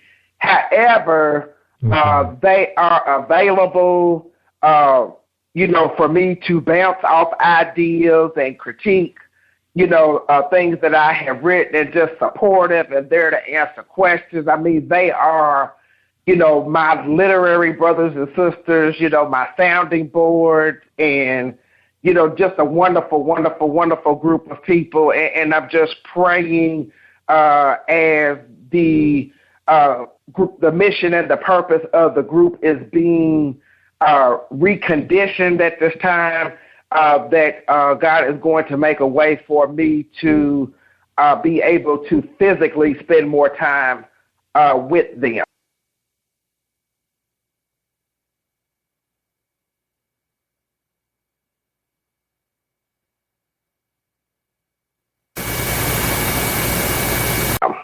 Because they are just a wonderful group of people. Awesome. Shout out to them. Impact. That's right. Impact Writers Group. All right. Man, you got some exciting things going. It's good to meet people. All right. Now, also in your bio, you mentioned a monthly teleconference, Candid Conversation. What platform is that? Well, I have been using free conferencing. I had not been on, guessing about a couple of months, and part of that was because I had been ill and unable to do it. But it is just basically, as it says, I will introduce, a topic like depression or stress or overeating, just various things that we deal with in life. And I may speak on it for about 10 minutes or so, and then just open up the line for people to comment, to ask questions, to share their experience, and kind of just let the conversation flow. And that's exactly what it is. It's a conversation. So, I make it a point to not allow it to become big I and little you, because that's not what it's about. Because as long as everyone has a voice that they can speak, we all have something to bring to the table. And it is something that I am going to start back up again. I'm going to do a little tweaking to the format, just very little, because I like it. And the people that called regularly, they liked it too. But I'm looking to start back up probably in June. But I just wanted to make sure that, got to keep it going. But, in the mix of all that too, I started a new job in November, so I had a lot of things going on at one time, and it was just like, I got to put something on hold for a minute, and that was it. Yeah, you can't do everything. All right. Now, you're a public speaker, workshop facilitator, and a life coach. All right. Tell us about that business venture. Okay. Well, those are new things. Those are brand new, things that I am embarking on. That the workshop facilitator, I feel, very comfortable in advertising that role. And I think a lot of the confidence with that comes with the fact that I teach Sunday school. So I'm used to presenting material to a group of people. And let me tell you, I teach the senior Sunday school class, and they don't play. They start on time. Sunday school starts at 9:30, okay? On the dot. And you can't half-step. You have to know your material. They will call you out. But, they don't mess around. You have to come prepared. That really, that's my foundation, is teaching, that class. So I don't have any issue with that. As far as the coaching, I am currently studying a coaching program, but with the life coaching, I don't feel like it's so much even a formalized thing that I have to do, because it's something I believe I do all the time. When I talk to people, that's right. I mean, I do that every day, all day. Even at work, I have a group of women, younger women, at work. Miss Yvette, can you da-da-da-da-da, or Miss Yvette, da-da-da, so it's just a part of living, as I know it. And it's just basically passing on, what's been freely given to me.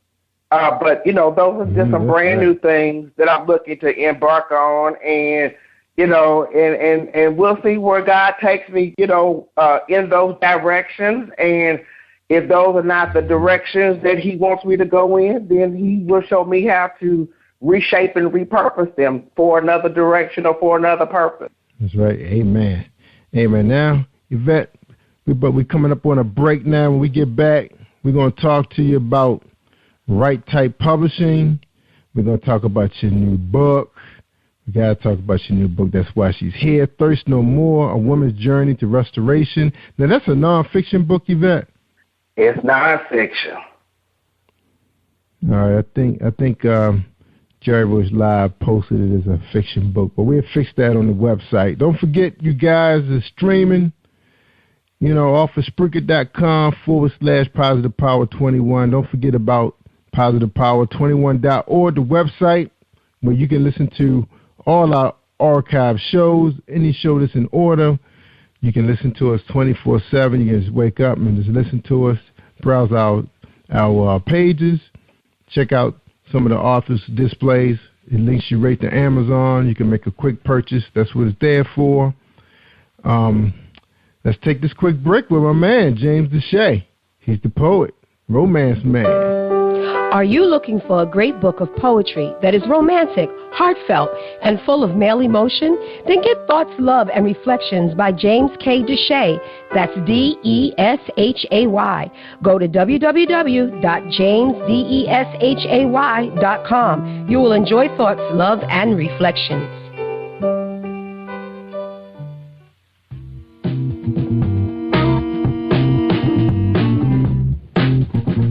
Are you an avid reader of urban fiction, looking for drama, suspense, and more? Reads World Publishing is dedicated to bringing the world's best literature to our readers.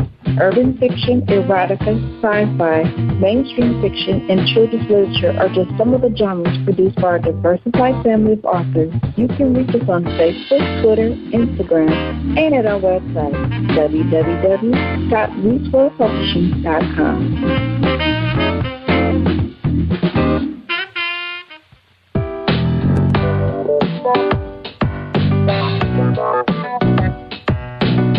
Hey everyone, this is Tanika Gonzalez, spoken word poet.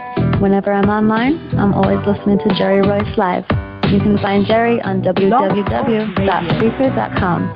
Positive Power 21.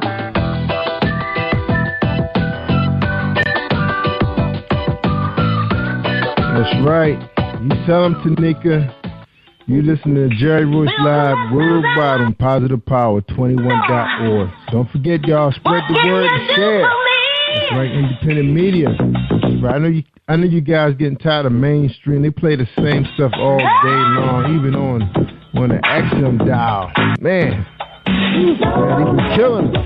So this out here, y'all, you can choose what you want to hear. And you know, I'm streaming gospel music. And man, you talk about some beautiful voices. Check us out on Sunday or our archive on Spreaker.com/PositivePower21 and listen to our gospel music radio streaming out